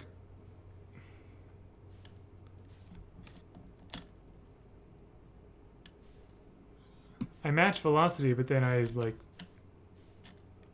keep moving even without... Okay. Trying to find, like, a stable, like, place. Safer spot to land on? Maybe. Hold on.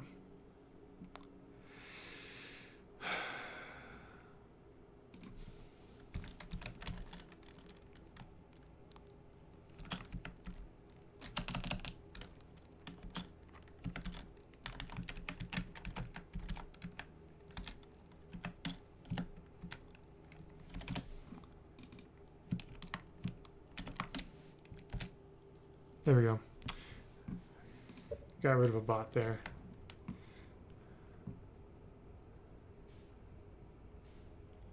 I mean, that blue thing is like how you get in, right?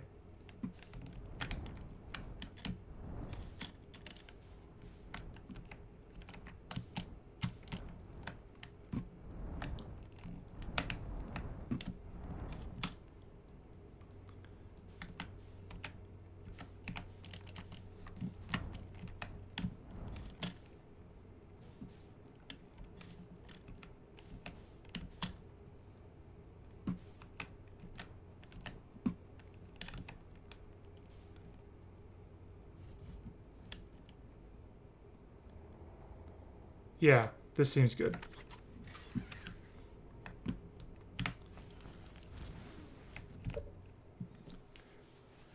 Pre-flight checklist. Jetpack auto boost. What?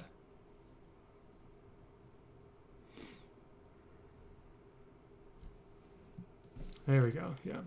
Have we not checked what? Have we not checked this? What is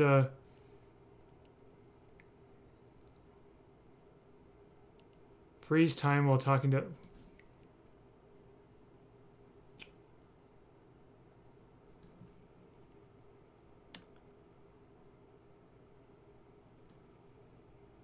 Oh, those are settings. Okay.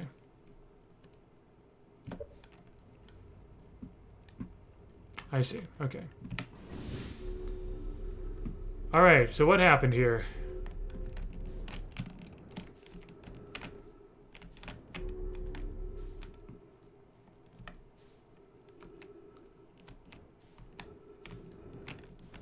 Oh, I'm going straight. Okay. Hoop.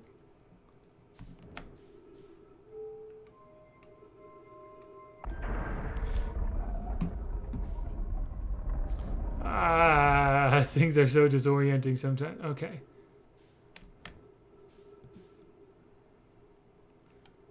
So it was Nomai machinery that got wrecked. Because this was part of the wreckage, I'm pretty sure.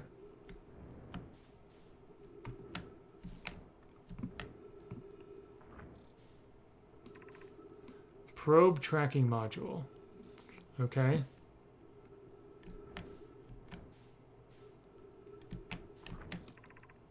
Control module.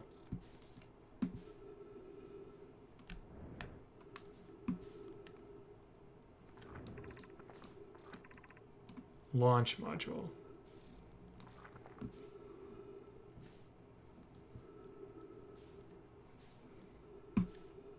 One, two, three.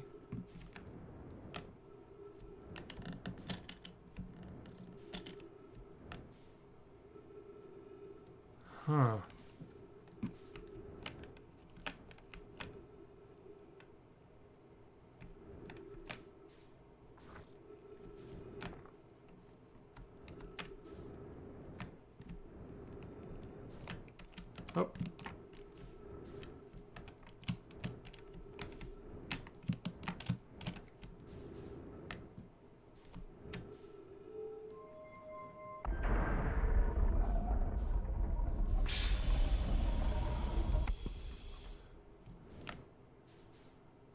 Whoa.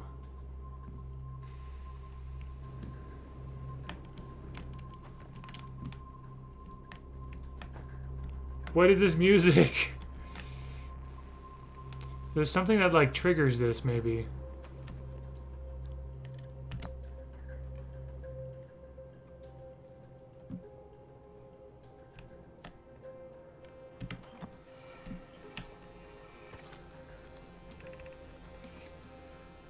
Stop, I have bad news, Avens. Yarrow says there was a problem with the proposed power source, so the orbital probe cannon won't be asked to fire. Hope you're pulling my locomotive limb here. Hope you're pulling my locomotive limb here, Cassava. Like pulling my leg. I wish I were, my friend, but no. They aren't certain they can fix the problem, so the orbital probe cannon is on indefinite hiatus. Tell Privet and Mallow they should return from the cannon. My spouse and I will remain out at the construction yard for now. An update. Mallow and I will join you in Dad's. Privet left to visit her brother. She fears Adea may feel responsible.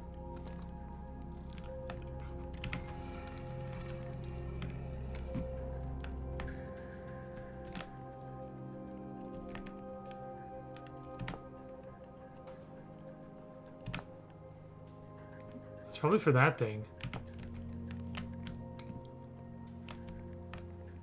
Oh! Oh gosh. Oh, yeah. Yep.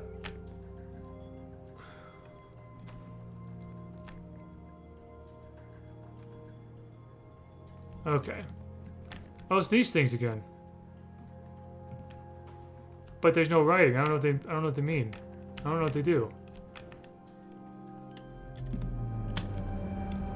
What? What? What'd I do?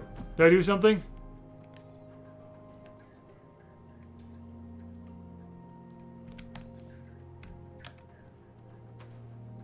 Oh. What the? Yeah, so that's what the ship looks like.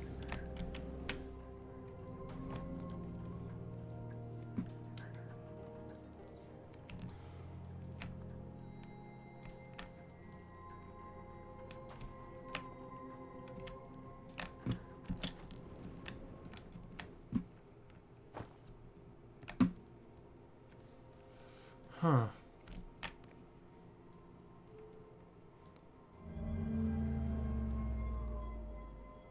Oh, I see. Okay.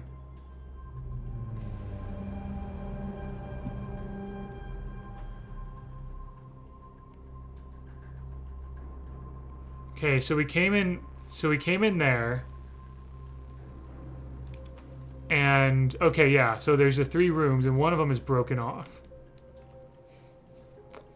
I see. Okay.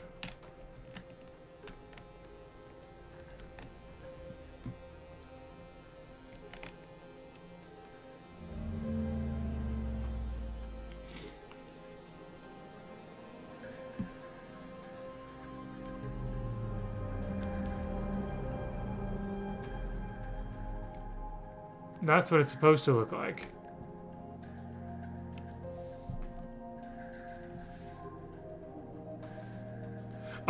Oh, there's writing on for each of these. Oh, good golly. Okay. 11 minutes, 45 seconds ago. Request to launch probe received from Ash Twin Project.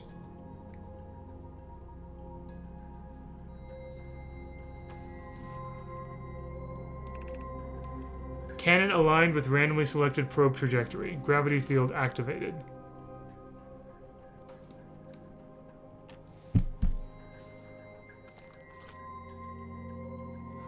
"49 seconds ago.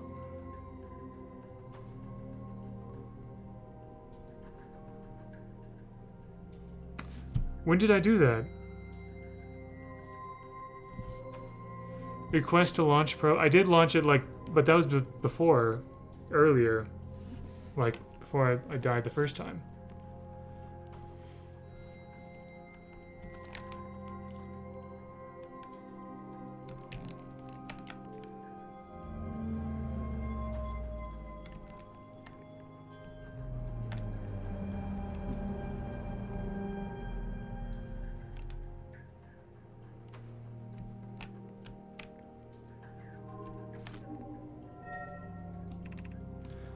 Begin launch log. Orbital probe cannon. Launch request received. Probe launch successful. Probe tracking module is receiving tracking data from probe. Warning, orbital probe cannon structure compromised during launch. Damage to multiple modules detected.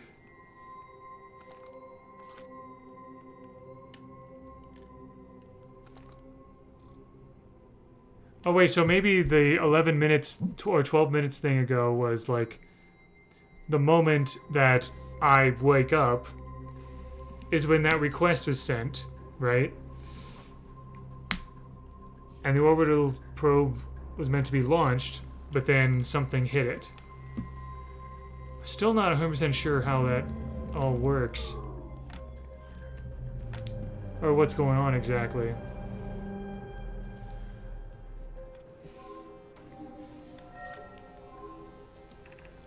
Orbital probe cannon damage report. Severe structural stress detected. Assessing damage to modules. Control module. Intact. No structural damage. Launch module. Viewpoint window fractured. Module exposed to vacuum space. Probe tracking module missing. Control module is fine. Launch module is fractured. Which I think is what we're in. The probe tracking module is missing.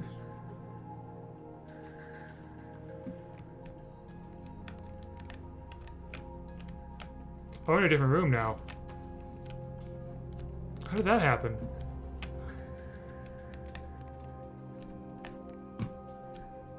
Oh, no, this is the same one? Yeah, it is the same one. Launch module. Yeah, this was the one that's cracked, right? Open to the vacuum of space. Because the control module is fine. Okay.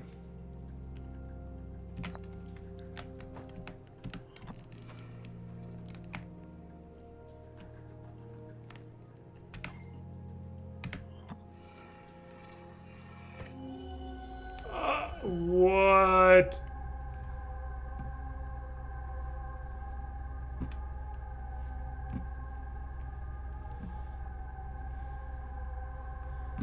What am I supposed to be seeing here?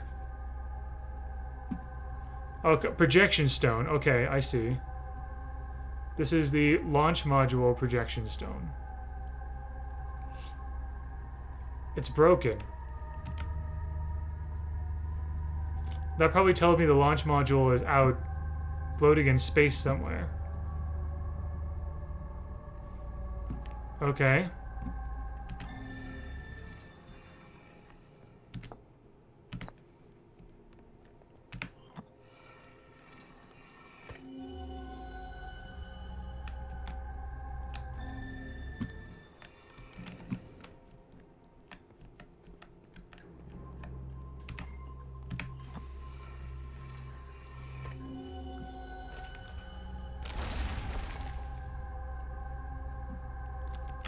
Wait, is that happening right now?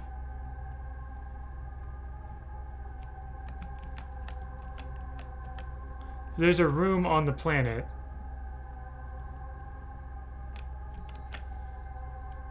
Okay. And there's something there.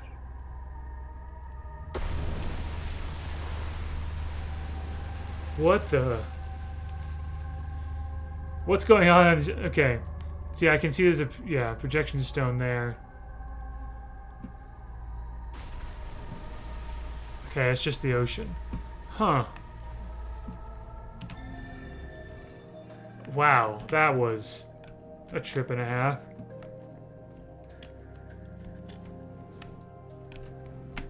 Oh gosh, okay. Ah.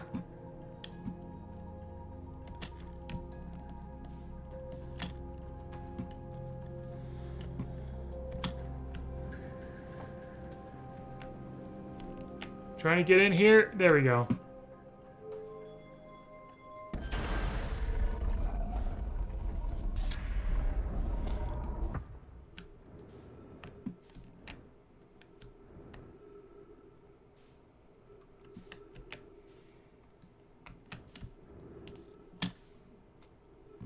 So we were just in the,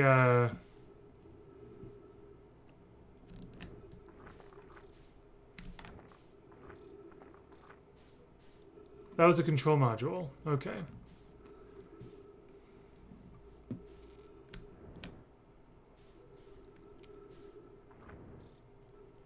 Launch module. This the one that broke off?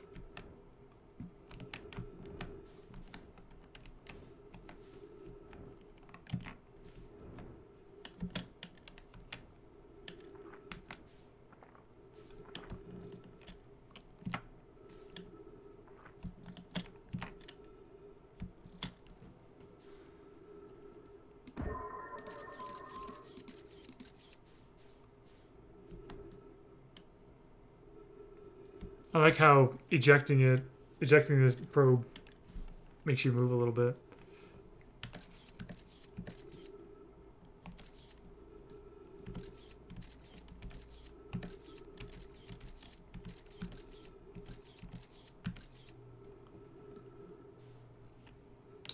Yeah, this one is entirely separated. The launch thing.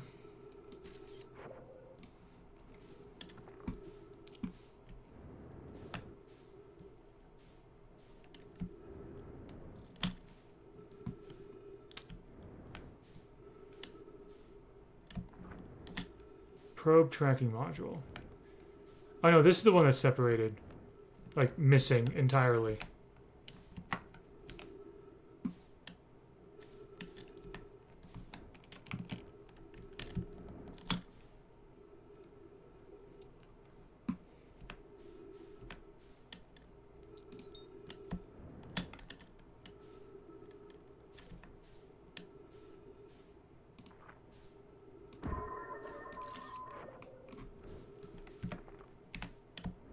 Oh, nope, nope, nope, nope. I don't want to... Nope, I don't want to match velocity with that. How do I stop locking on to something?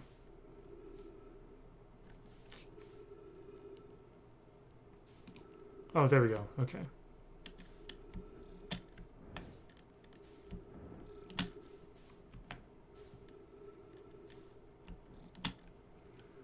I see.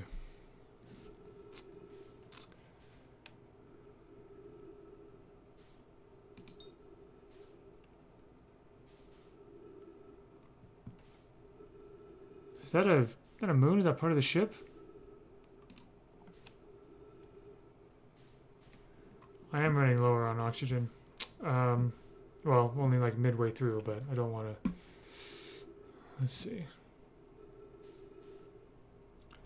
On the other side of the planet. I don't want to risk that. Going out by myself. Okay. Wow, that was a lot. Okay. We're going to head over to the ship log, to the ship, and look at the ship log. To kind of like maybe synthesize this a bit. Alright, here we go.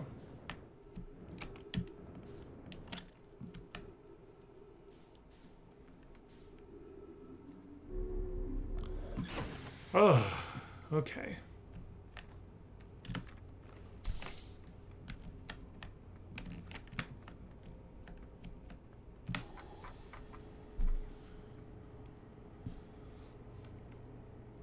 Rumor mode.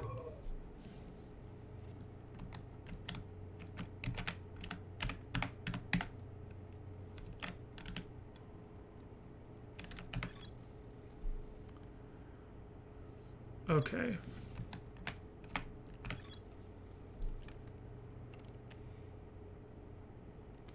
There's more to explore here. Oh, is there? Okay.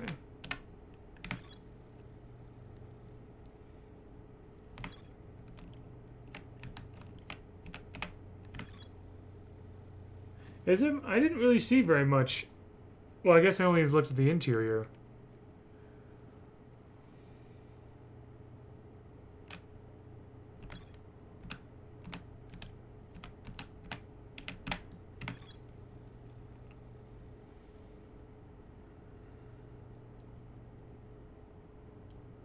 Probe successfully launched, the cannon's structural integrity was compromised in the process. Damage is detected in multiple modules. Okay.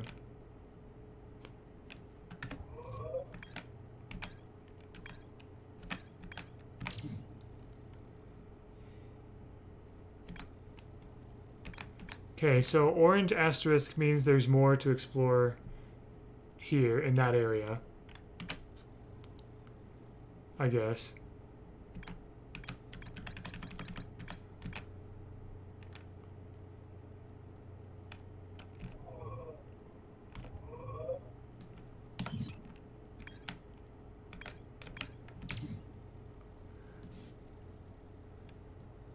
I landed on the inner not long after its arrival in the solar system. The shuttle's equipment heard a strange energy reading coming from somewhere beneath the surface.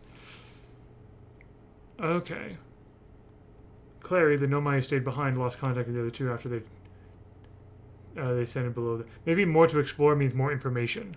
Maybe that's not necessarily more stuff to look at there. Okay.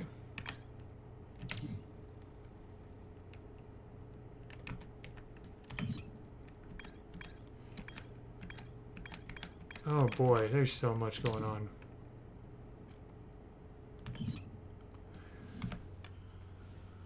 Okay.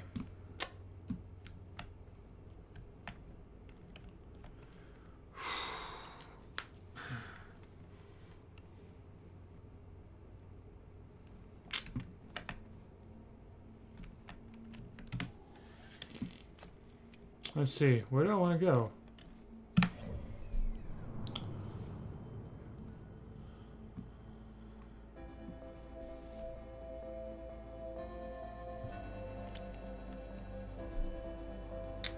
Where should I go?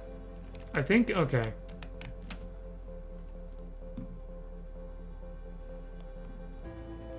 There was an interloper thing earlier.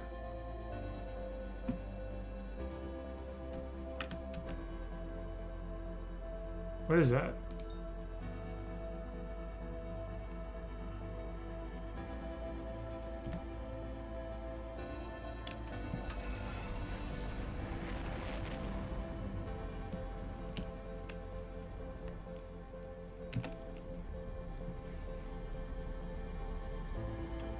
There was some kind of interloper thing, but is it just gone now or something?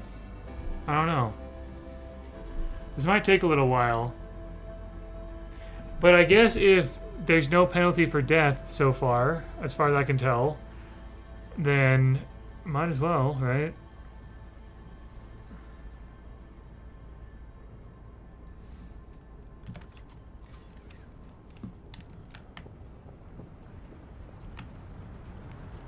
Oh gosh, no, I'm sitting in here. Okay.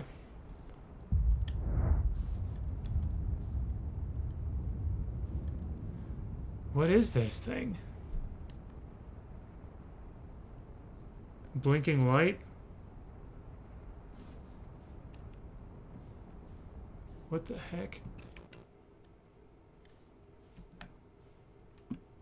Some kind of satellite.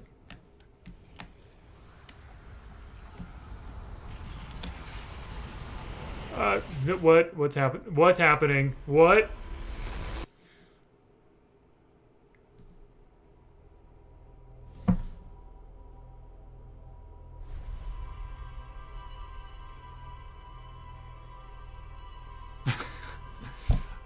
We died?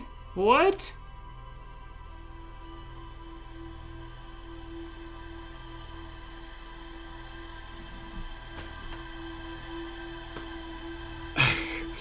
That smile. That's devious. Something happened. Okay, so something launched out of it.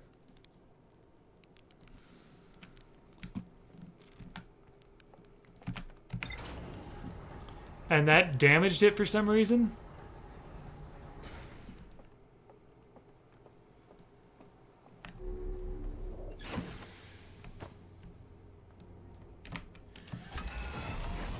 Yeah, I see the probe thing.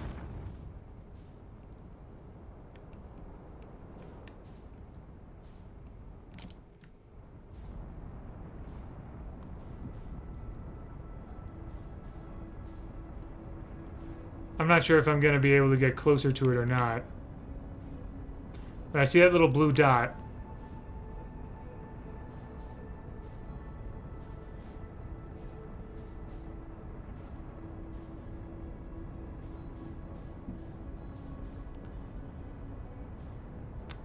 It feels like there's no consequences for death, but I do have to wonder if there might be. Ah, darn it. Okay. Alright, alright, alright. Fine, fine.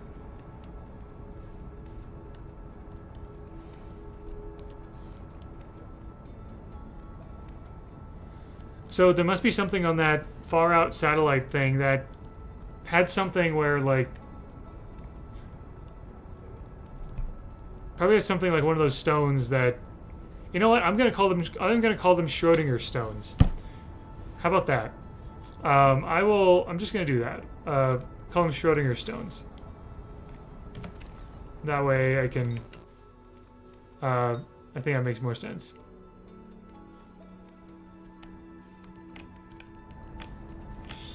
They're funky stones, yeah. Here we go.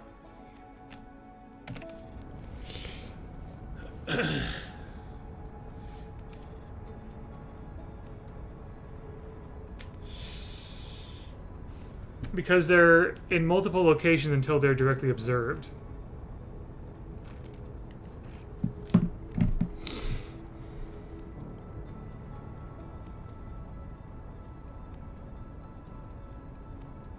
I see something floating there by the sun.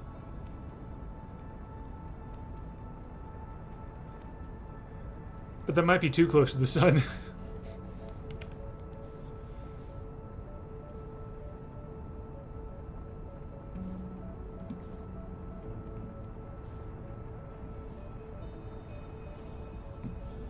Okay, I'm starting to understand like the arrows and everything, and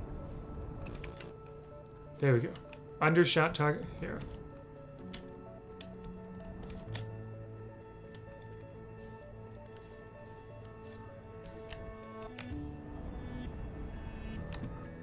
So was there an ice thing or whatever? Like, I still haven't seen the Schrodinger stone that's on the North Pole.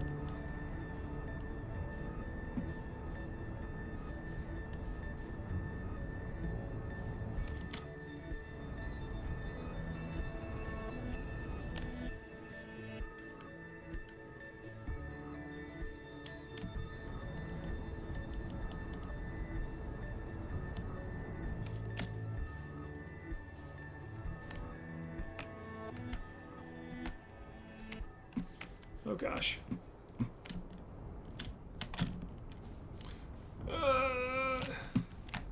Yeah, now I'm being affected by gravity, and that will help me land.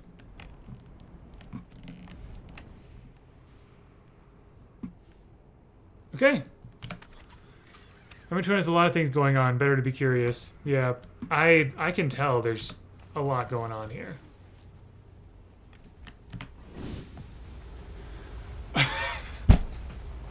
Once again, I parked right on the edge. How did that keep happening? Okay. Okay, so I noticed that the other twin, yeah, has a larger version of this Eiffel Tower looking thing.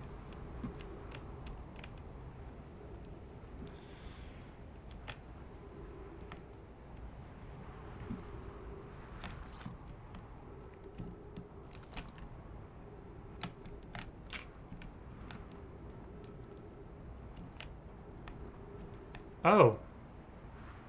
Projection stone.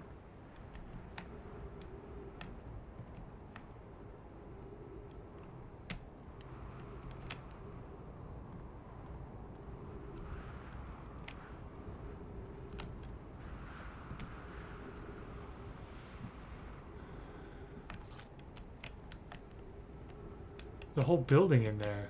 There must be a cave somewhere that lets me go in, right?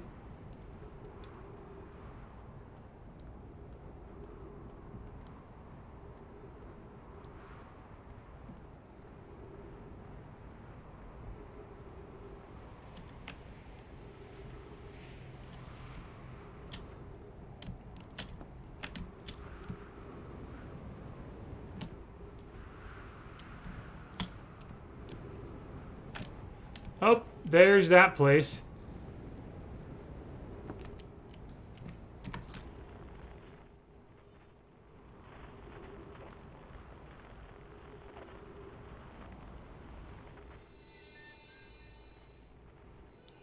Oh yeah, that's the banjo player.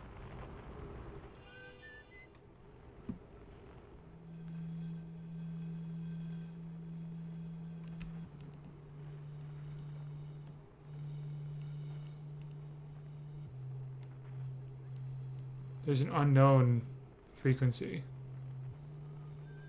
I think it's that thing around the sun.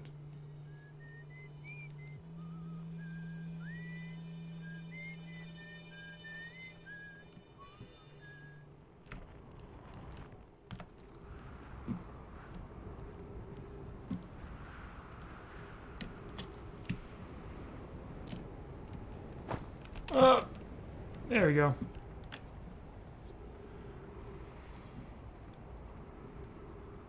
Yeah, you can overlap the signals. That is cool. Oh, here we go. Oh, gosh.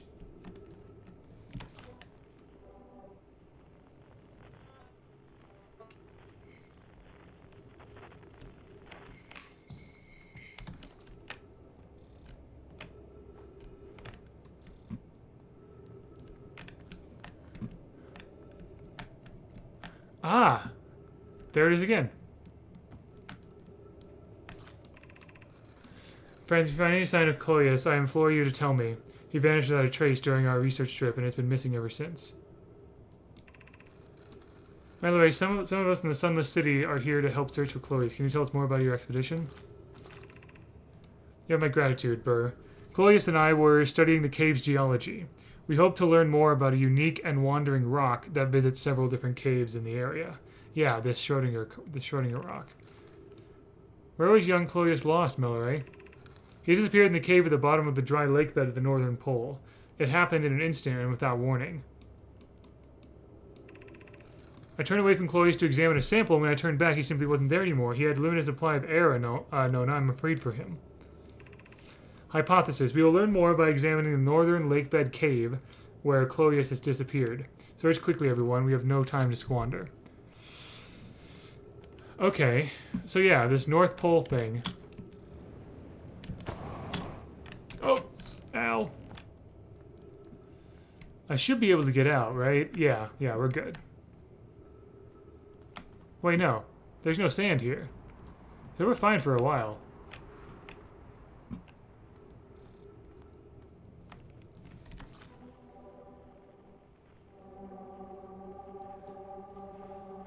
That's what it is.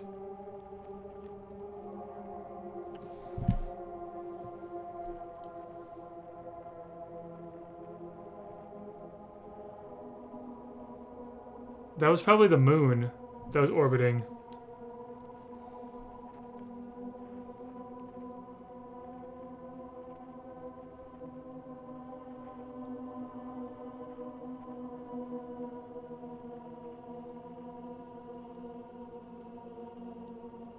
That's so weird.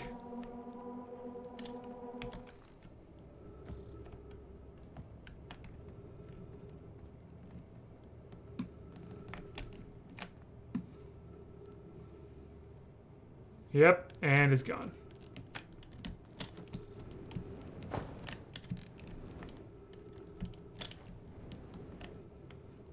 And it's back. Eerie singing, indeed. Oh, and there's another... Okay. There's another one of these.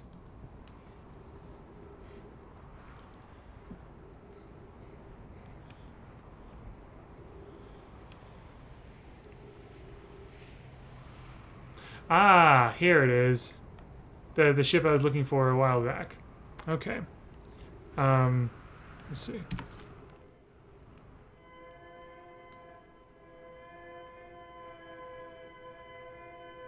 That must be the beacon. Okay, I'm running lower on oxygen, so I'm going to go back to the ship and then come back here. Where is the ship? Okay.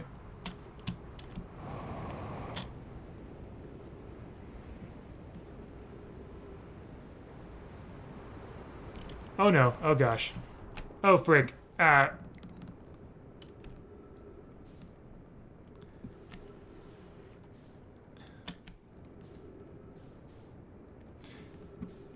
Gravity's a little low.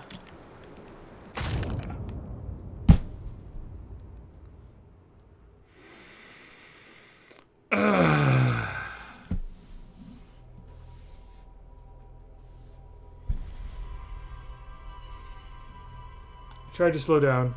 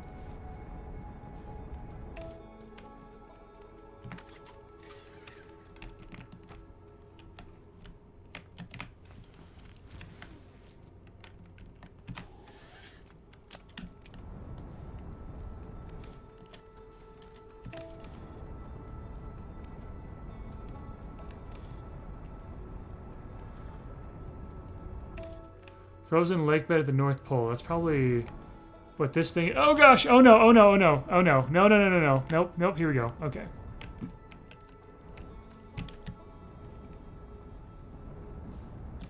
Okay.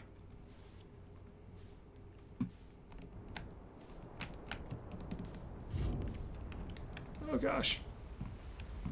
Stay upright. No. Oh. Oh gosh. Oh no.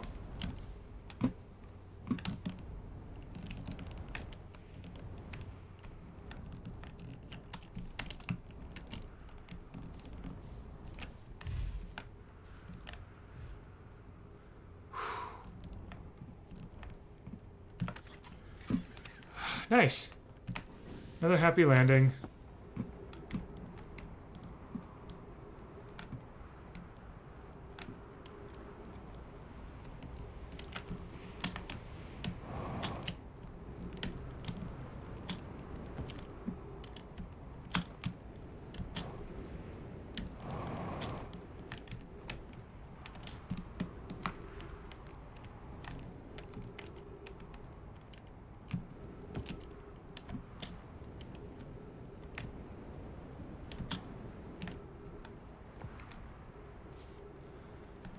Okay, let's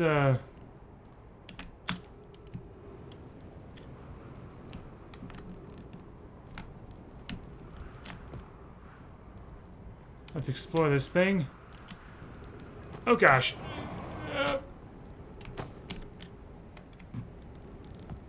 Okay.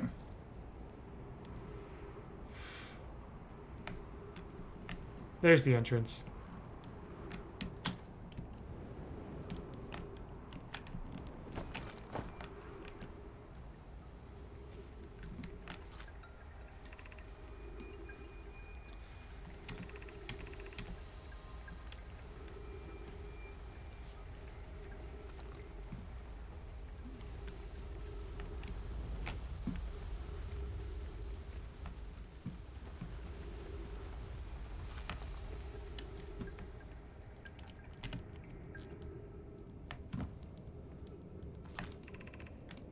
Yeah, that has the anglerfish at the end. Just rocks. We found an enormous cavern at the end of this passage that appears promising. I believe we could construct long-term shelter there.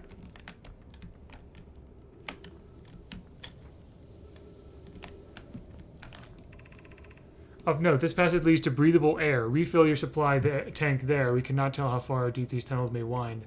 But do not linger, as the area is exposed to the heat of this alien sun. Okay, that's actually really good. That's good to know. Really helpful.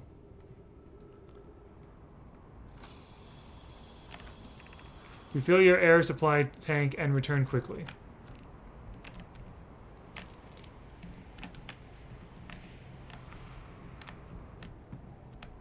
Wow. Okay. Cool.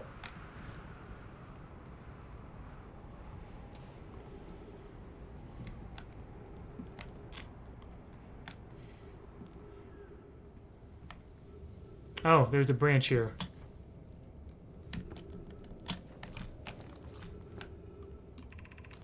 The cavern Miller found is a wise choice for shelter. Could one of you mark directions for others to follow? This is the start of the path to the shelter site. I've left directions to guide you there. Of note, we must hurry, as the pathway there is filling with sand. Do not allow yourself to be buried by sand, and make sure no one is lost. Yep.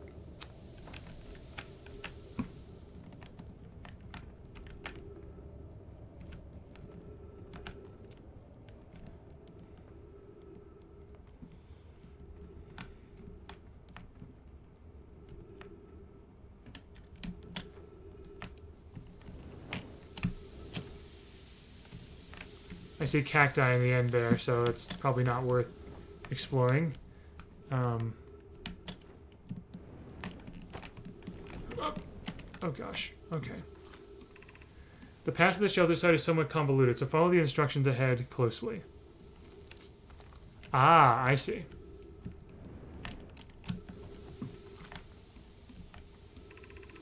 To reach the shelter site, walk forward until you meet the sandfall at the pit. Then turn left. Continue to the room filled with the rock column formations and climb upward to the opening above them. The sand here is rising, so you must be curious but swift. So forward until you see the sandfall, then left, and then continue, then the rock column go up.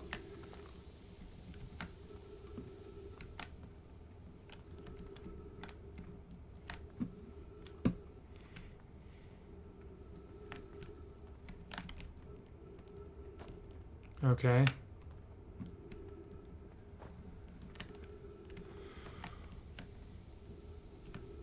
I'm guessing there's nothing there.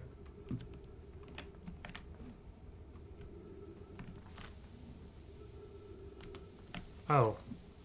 Okay, so we're going this way. Oh, left. Okay.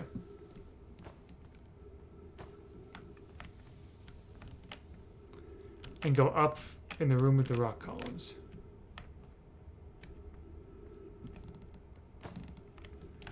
Just gotta check to make sure there aren't like other writings or anything. This is probably all dead end, I'm guessing. Yeah, here, yep.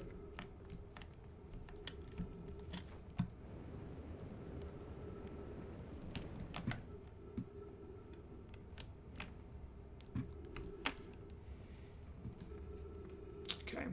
I'm going to be able to play for, at most, about an hour more.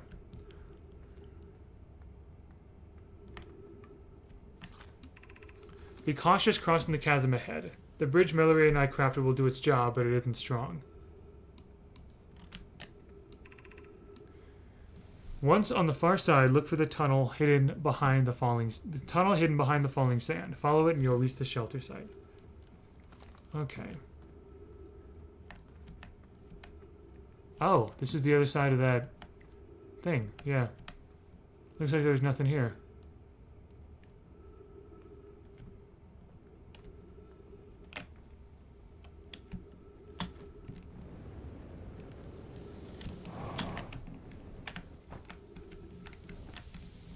So we go through this. Yep. You're doing well. There's only a little further left to go now until you reach the shelter site. You can rest there. Hurry before the sand comes.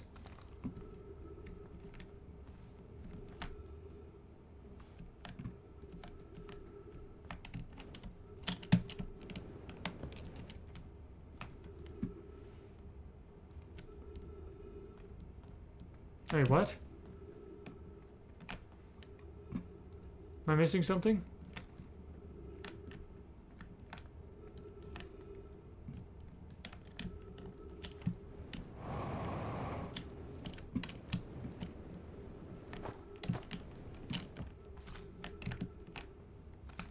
Do I need to go up? Yeah, I do. Okay.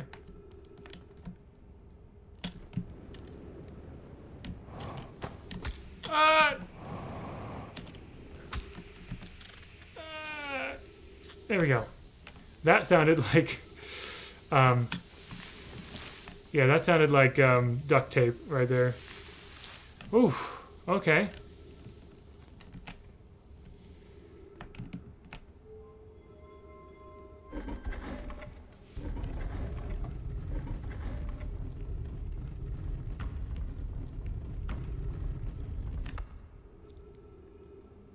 Okay, there's oxygen there.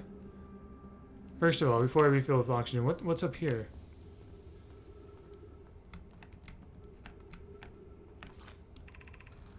This is amazing. Look inside the cave. How did this come to rest here? We haven't encountered others in these caves. I think this is a rare find. This is an anglerfish thing. From what we can see, Coleus and I believe this specimen must be very old indeed. Imagine what we might learn if we could examine it. We both agree it's unlikely this dry planet is this horror's place of origin, especially considering what we observed during the vessel's evacuation. Clearly this hole is too small for it to fit through. Hypothesis. There is another entrance to this cave. If there is, Coleus and I will find it. We can't leave valuable information undiscovered. An update. We need to find a way inside quickly, Melore, because when I returned here to search for an entrance to the cave, there were children playing on the specimen.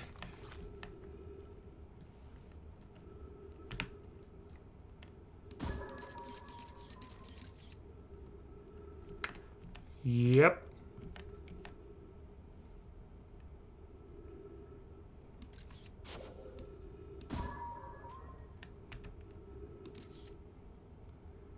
Am I not able to read? Oh, there's probably because there's another entrance there. Okay. Got it. Okay. Okay, I'm running low on oxygen. Oh yeah, that's the stuff I read. Cool. So let's go refill on that. Hearthian technology is very rickety compared to Noma. Yeah, no kidding.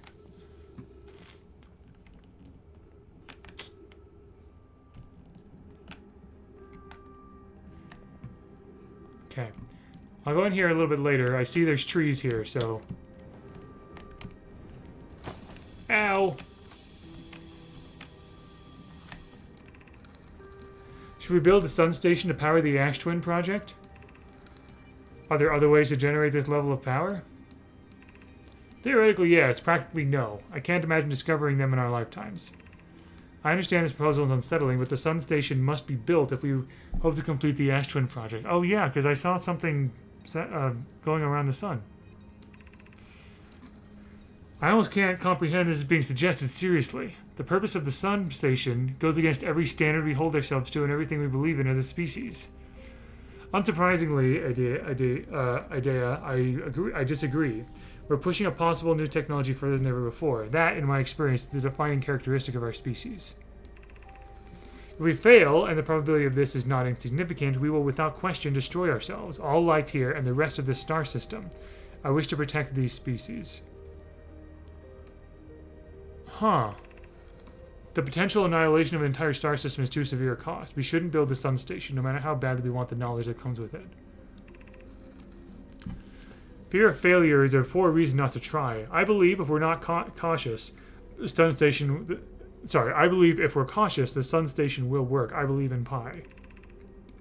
Poke, I'm deeply honored. Adea, I comprehend your position. However, if we aren't all but certain the sun station will not cause destruction once we've built it, then I won't support the station's use. Huh. Okay.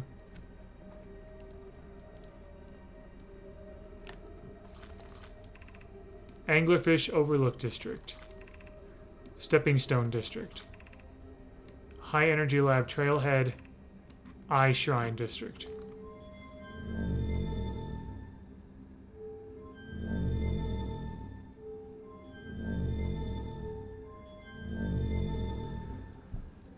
Whoa. Okay.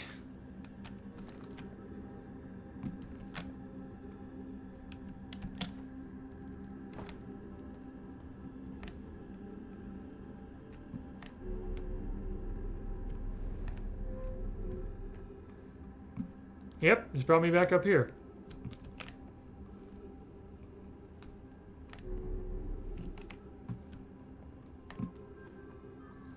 And it's filling with sand.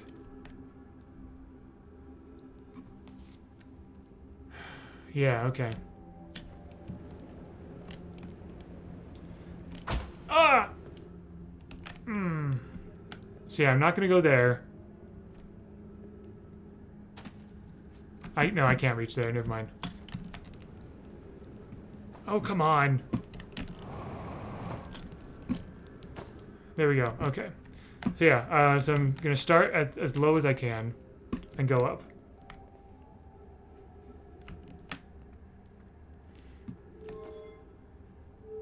Ghost matter.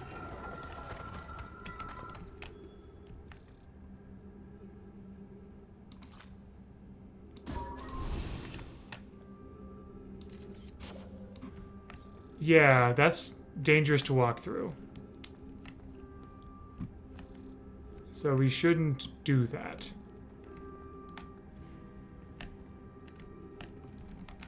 Whoa.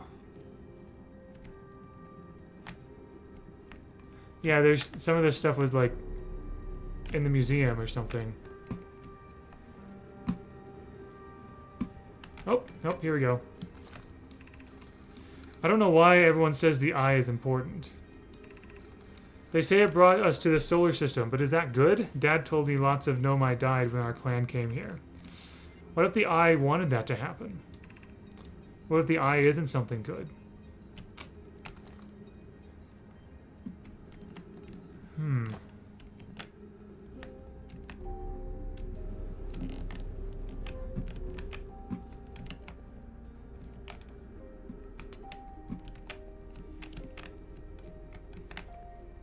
Oh dear. Yeah, okay. Oh no, I might get trapped here.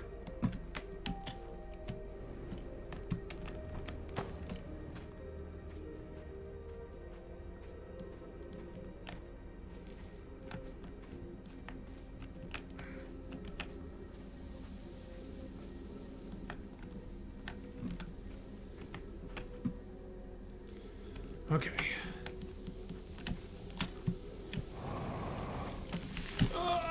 Oh, frick.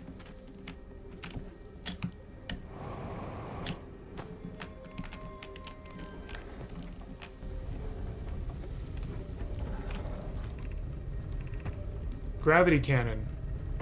Oh, this leads to the... Yeah, this leads to that gravity cannon thing. Right?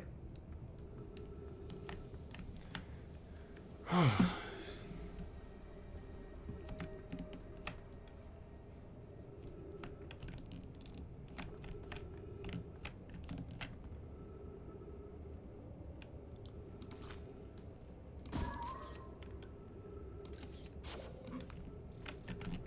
yep.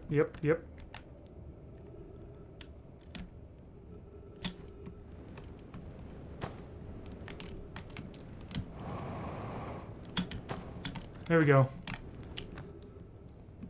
Okay, so we're safe from the sand.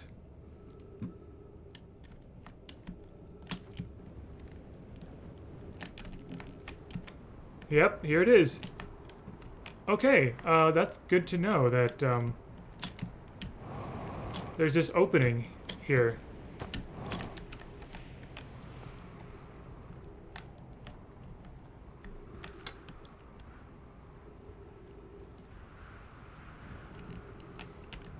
And yeah, it's also mostly filled with sand at this point. Okay. My ship is all the way on the other side of the planet.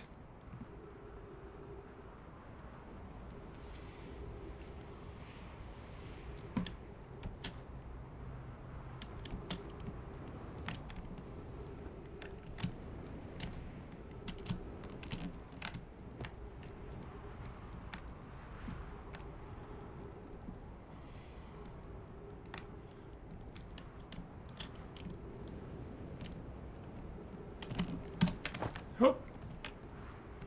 Oh, good.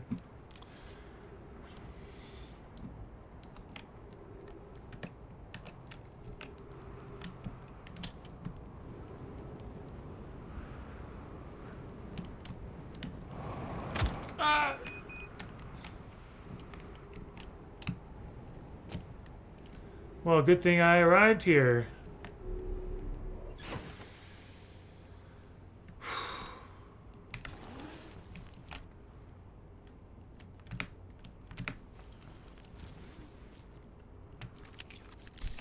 There we go. Wow. Very cool how they made a whole civilization inside the caves and they adapted to the sand constantly shifting. Yeah, so, okay. I did notice that, yeah, they built houses vertically.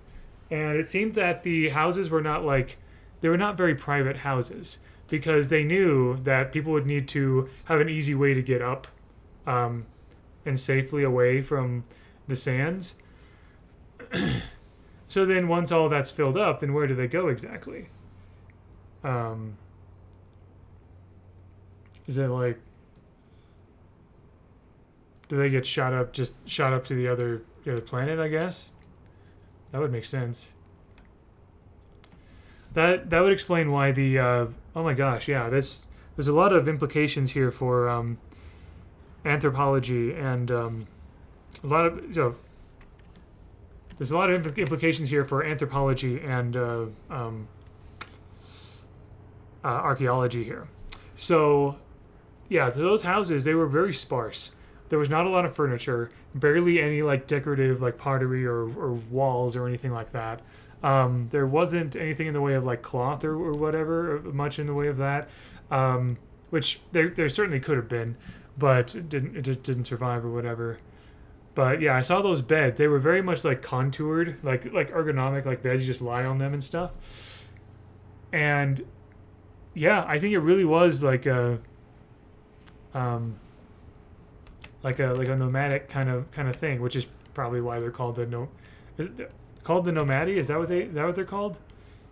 Um, Nomai. Never mind. Um, but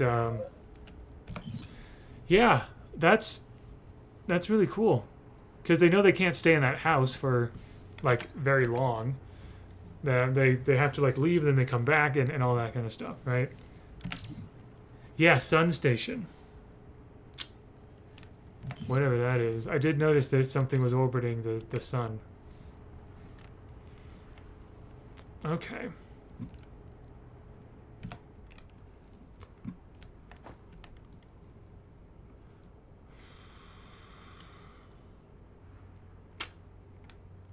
All right. Dark bramble. Okay, well, things are filling up here. Maybe I can like look around some more. I can't go underground very much at this point. Um,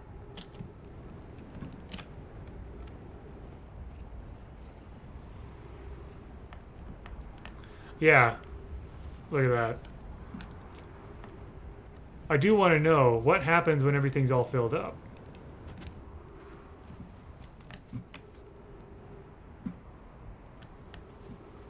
Yeah, because all that is exposed now. There's all these towers. Oh gosh, oh no.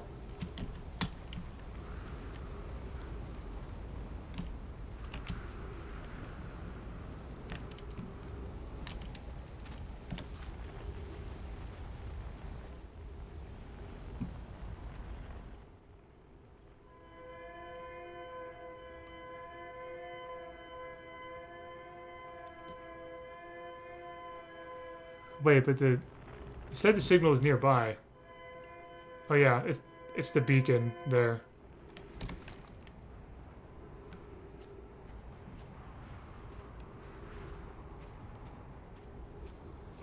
Is it still shining through the sand? That's crazy. The sand's still going up right at this point? It is.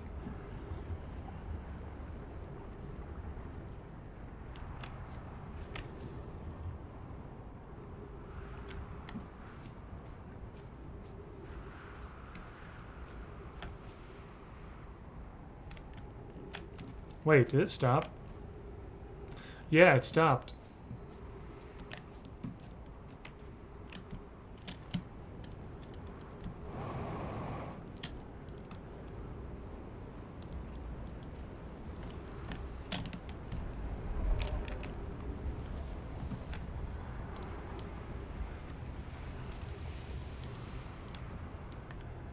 Yeah, it's completely exposed now. Huh. So then does something happen at this point? Like, does the sand come back?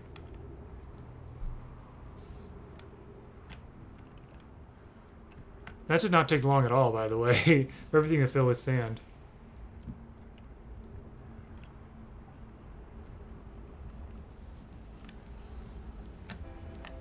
It is nice to know that, like, you know, when you do another time loop, you can just, like, try to explore the deepest parts again.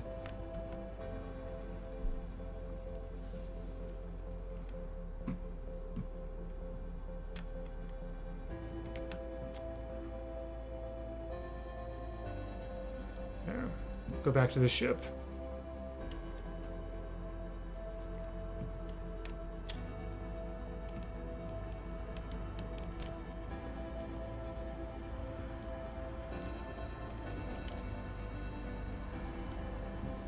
The sun looks so close. Oh my gosh. Yeah, it gives you a chance to look at other perspectives in time. Which I appreciate. And I haven't even looked at any of the other planets, really. I just knew this is the only one where this is the only planet or pair of planets where I knew what the shtick was. And because of that, I wanted to make sure that I explored this as much as I could. I'm sure there's still much that I haven't seen. I do feel like I've gotten a lot here, though. At least on the Ember Twin, specifically.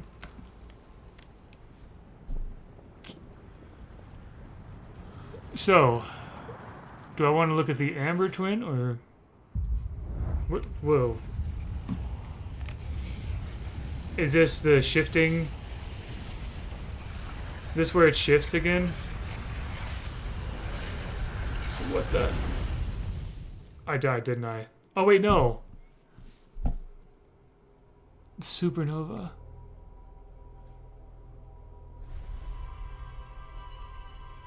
That's a supernova, isn't it?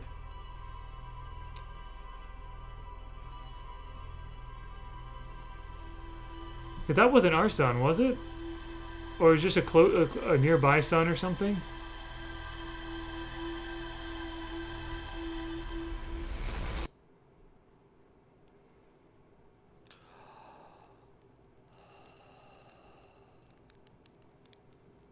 Yeah, so now we're kind of more at peace with it, like instead of like, you know, So we really are like, yeah, if we wait long enough, then the big ball of light will come, supernova.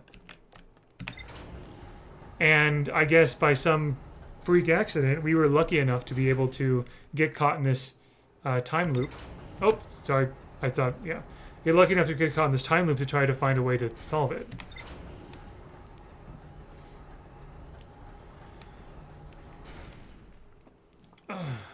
Wow, okay. So that's good to know. Soon after the sand is all drained, it's the hourglass. It is literally... So even though normally... That's why you smiled, isn't it, Silver? When I made the comment about like the sand fills back and forth between the planets. And I'm like, oh, fine, I can just wait until the sand comes back and whatever. And you gave me that, you know, smile like, heh little do you know. Yeah, the Hourglass Twins shows how much time is left before everything goes to maybe.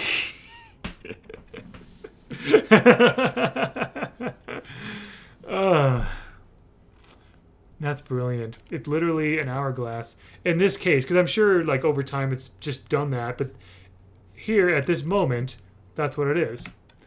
It is, you know, the time is up, essentially.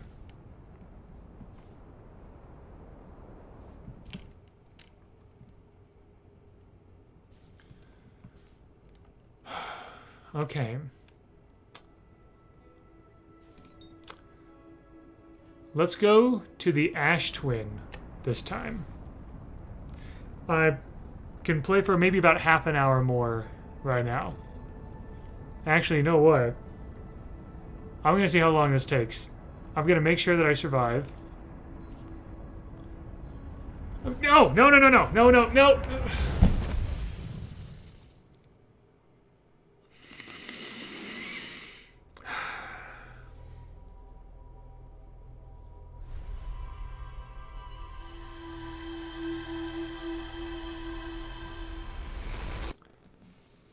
That didn't last long. No, it did not. That, okay.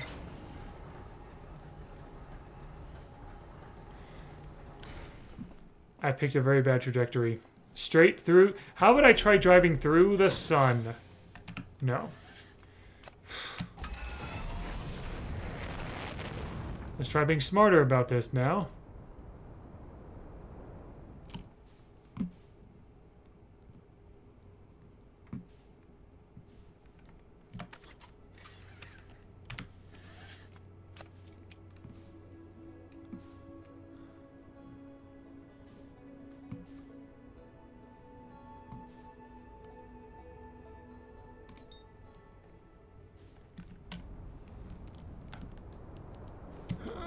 Nope, nope, nope, nope, nope, nope. Gravity. Come on. Come on.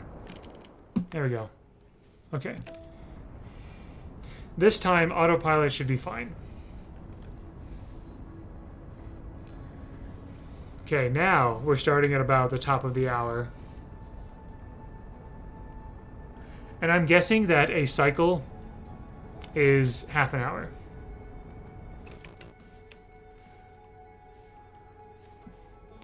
Okay, so I don't want to go there. I want to go to the other one.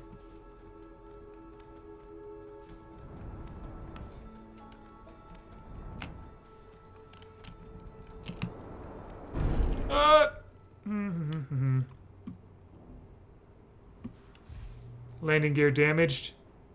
Yeah, that makes sense.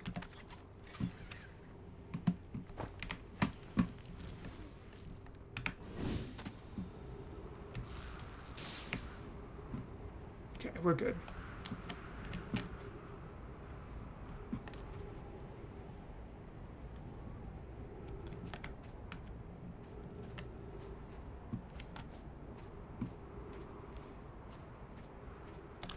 Gravity's gonna get lower as the sand drains. Oh my gosh.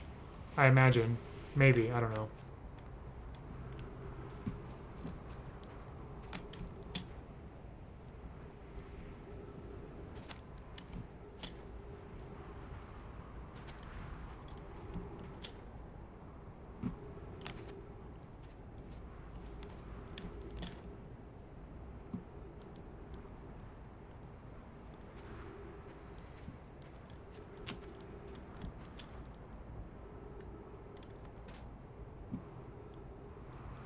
Trying to find the top of anything. Oh, wait, here. Let's go to one of the poles.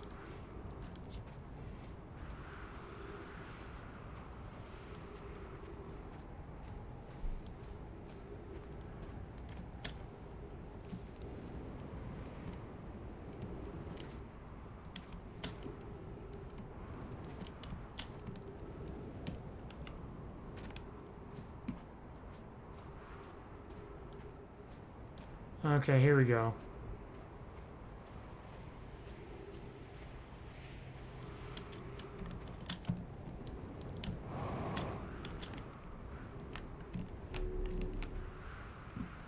Okay. Yeah, this is one of the towers.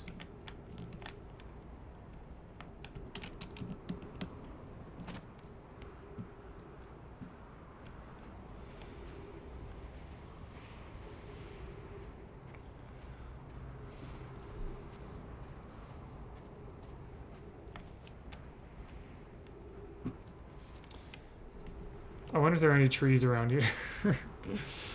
Oh boy. There's the interloper.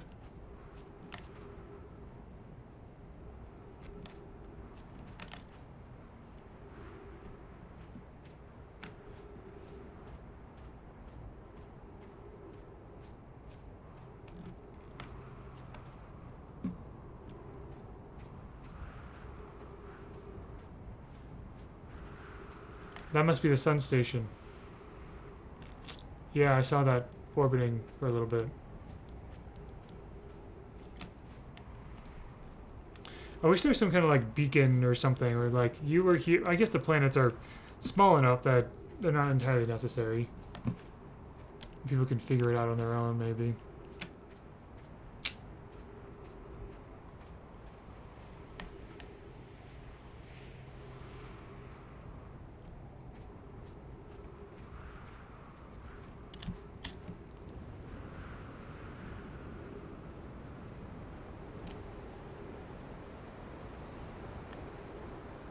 Wow. I can really travel all over. All over this whole, all across this whole thing. Now I'm on the South Pole. That's crazy. I wonder if there are actually any, yeah, are there any, like, trees or anything on this planet at all? I'm a little worried about that.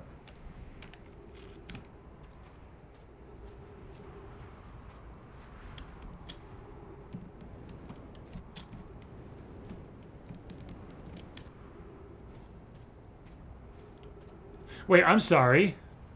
Is my ship on the other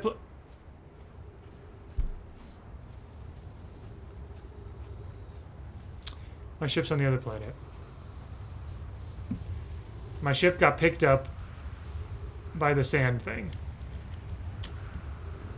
I can't believe this.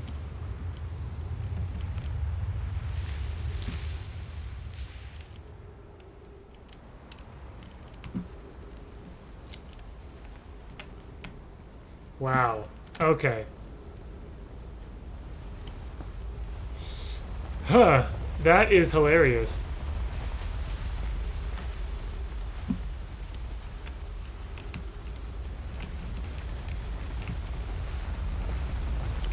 Probably getting destroyed.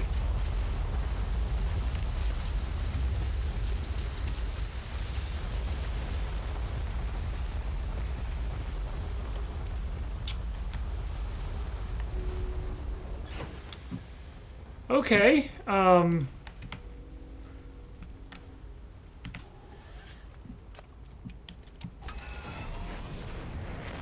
Let's get out of here.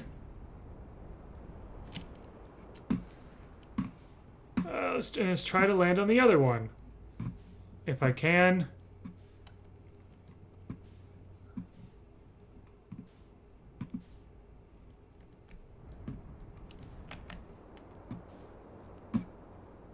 Where is the other twin? Oh, there we go. Oh!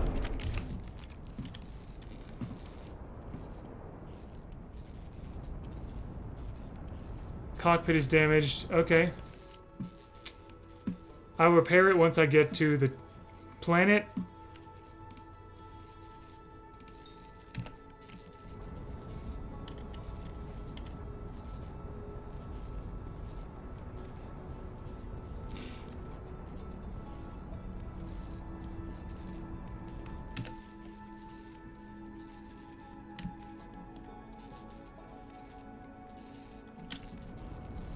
Oh, autopilot is damaged. Oh gosh, dang it.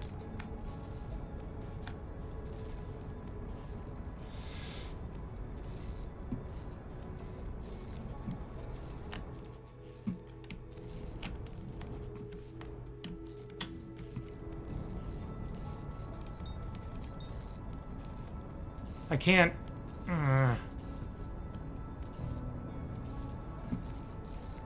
I can't. Okay. Gosh dang it.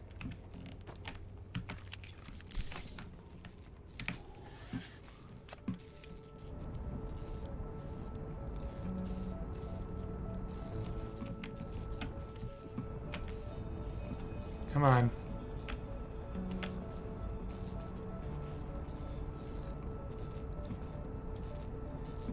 Get me on the planet so that I can...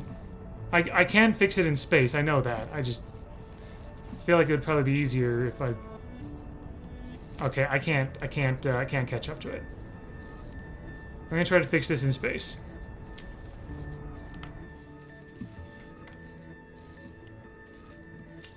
I should be safe here. Hopefully.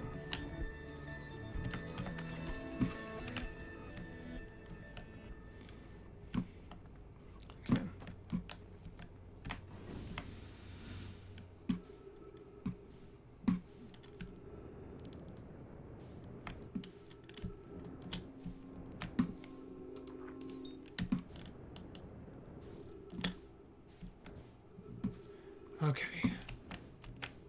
Alright, I probably won't be doing very much exploring of the Ash Twin. But I'm also learning a lot.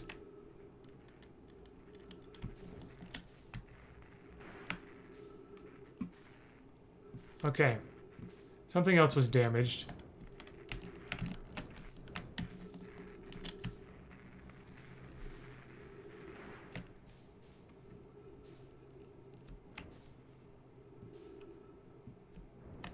I think we're fine now.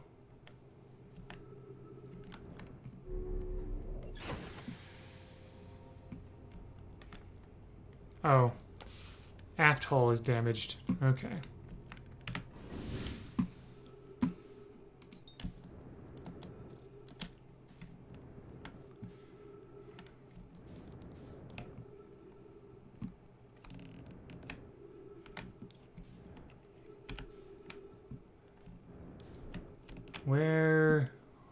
Where's the damage?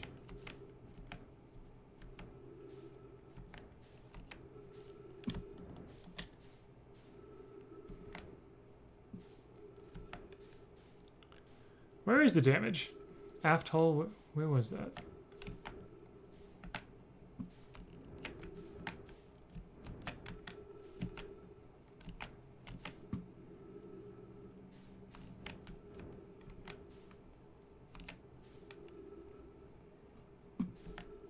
Was it over here?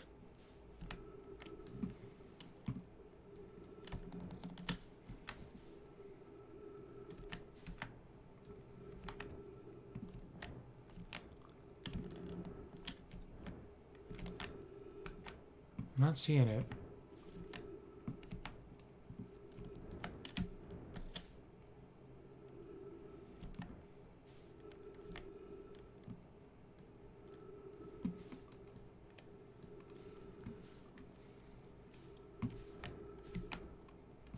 Huh.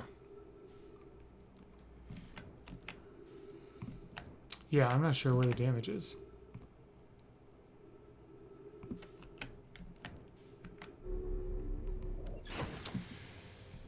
I'll figure it out later.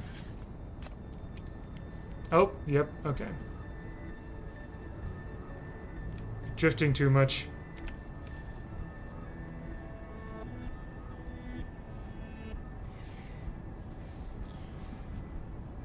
Ah.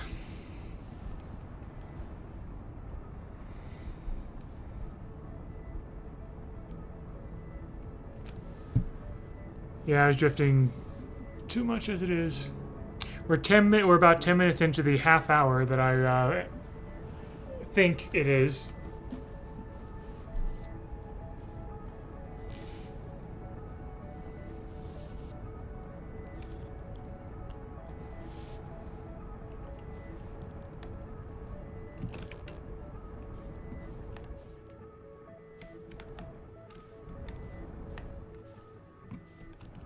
There's the twins.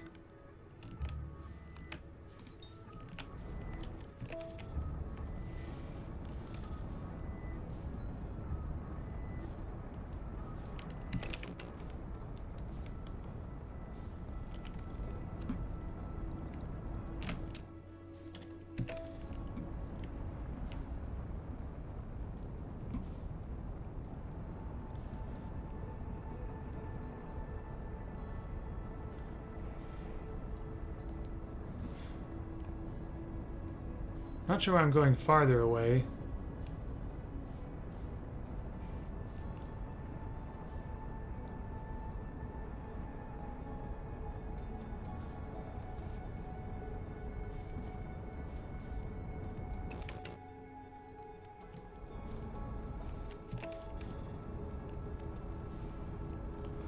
Undershot, okay.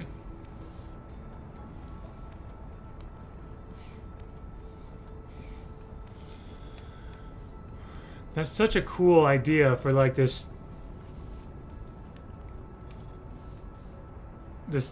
hourglass. You can see the hourglass itself. That's so cool.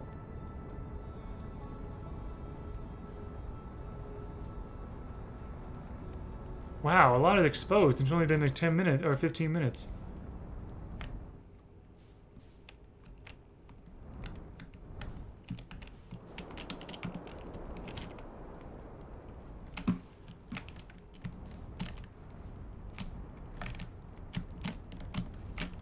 Oof. Okay. All right. We're good.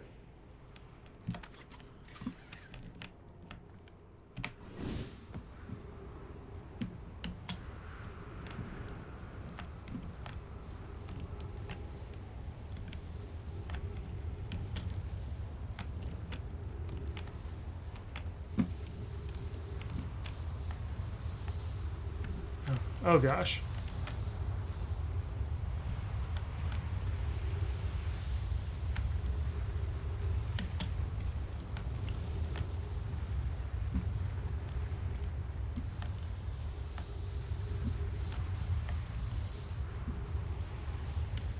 Okay, there's a structure up here.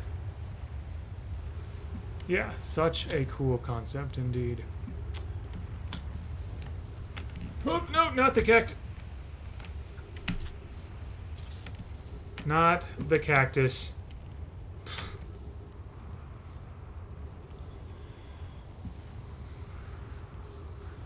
Okay, I'm gonna go in here first.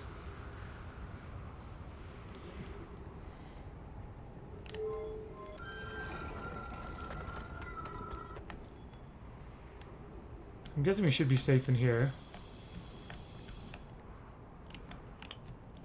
Yeah, I saw something like this in that space station.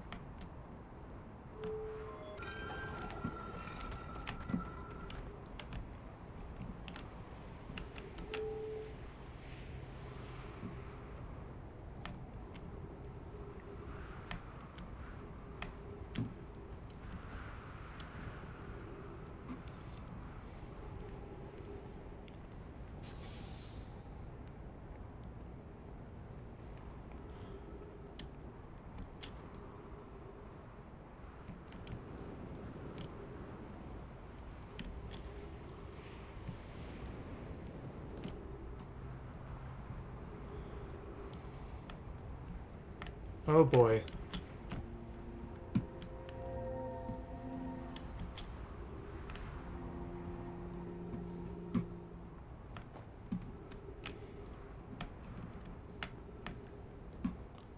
Oh. Okay.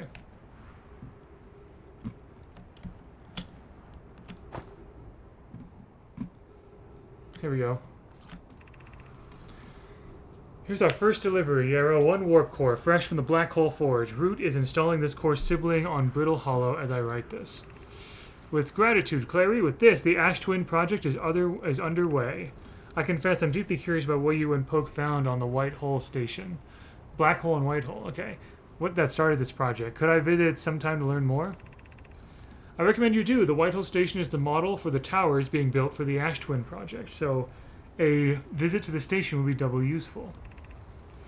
I suppose, more precisely, I would like to visit the White Hole station with you, Clary. Yarrow, stop using this scroll wall to flirt with my sister. In romantic matters, her destiny rivals the neutron stars. And go meet her on the White Hole station. I'd be happy to explain our findings. I wish I could wait here for you to arrive, but the forge and my unfinished work there is calling. I'll return with more materials soon. That's funny.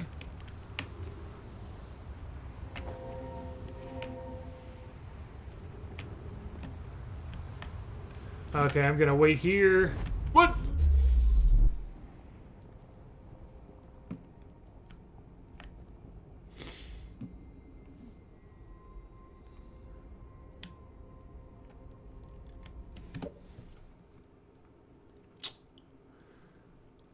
Your favorite scroll, yeah. Okay. Yeah, black hole and white hole. Yeah, that's cool. That makes sense. Where the heck am I? Ah! Oh no! Oh frick! Oh gosh! Oh no!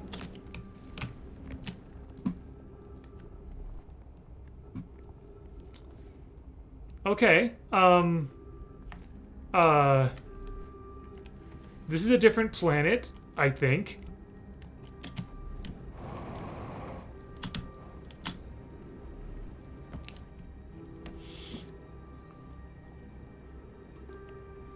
And it appears I'm just here now.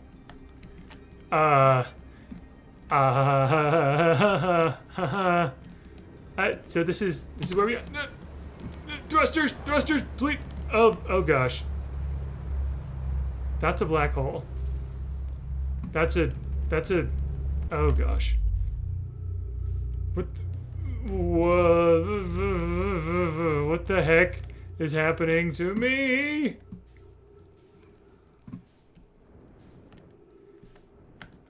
The ship's all the way over. Okay. Do I have enough oxygen for this?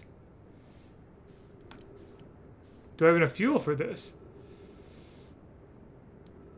I'm accelerating. That is good.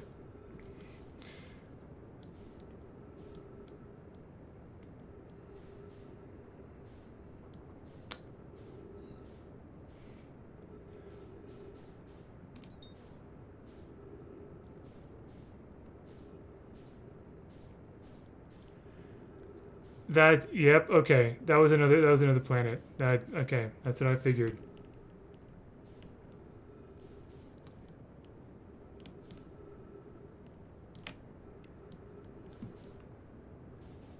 We're gonna go this way to attempt to intercept.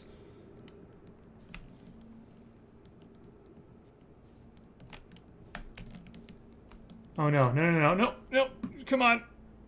Not towards the sun, please. I'm going towards the sun. I'm going towards the sun. I'm okay. Nope.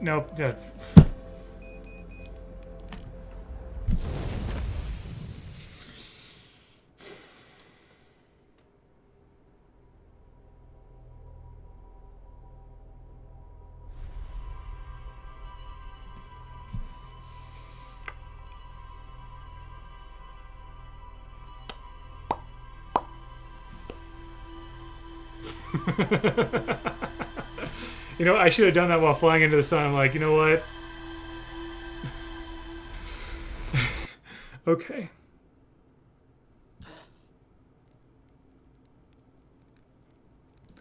All right. I need to leave soon. So you know what? Here's what I'm going to do.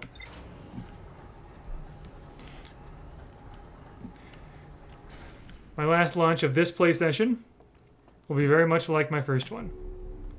Except this time, I will do it with dignity.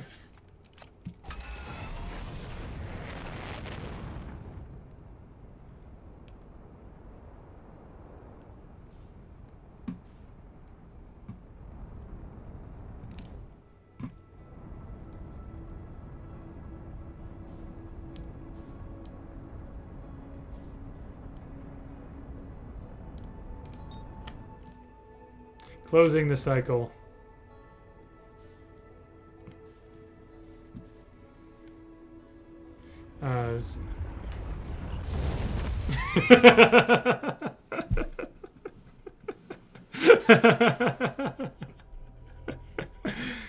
One of my favorite gifs of all time is the one where like that rowboat with the three guys is sinking and they all just like stand up and salute.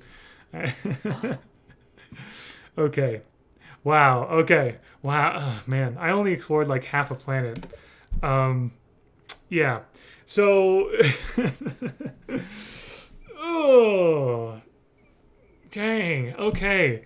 So. Yeah, I hope to play more of this over the weekend, and I'm going to be uploading videos of these playthrough videos on my Bdipidus Gaming Library YouTube channel. But so yeah, I'll just start streams whenever I can today and tomorrow. But yeah, thank you very much for watching, and until next time, all the best.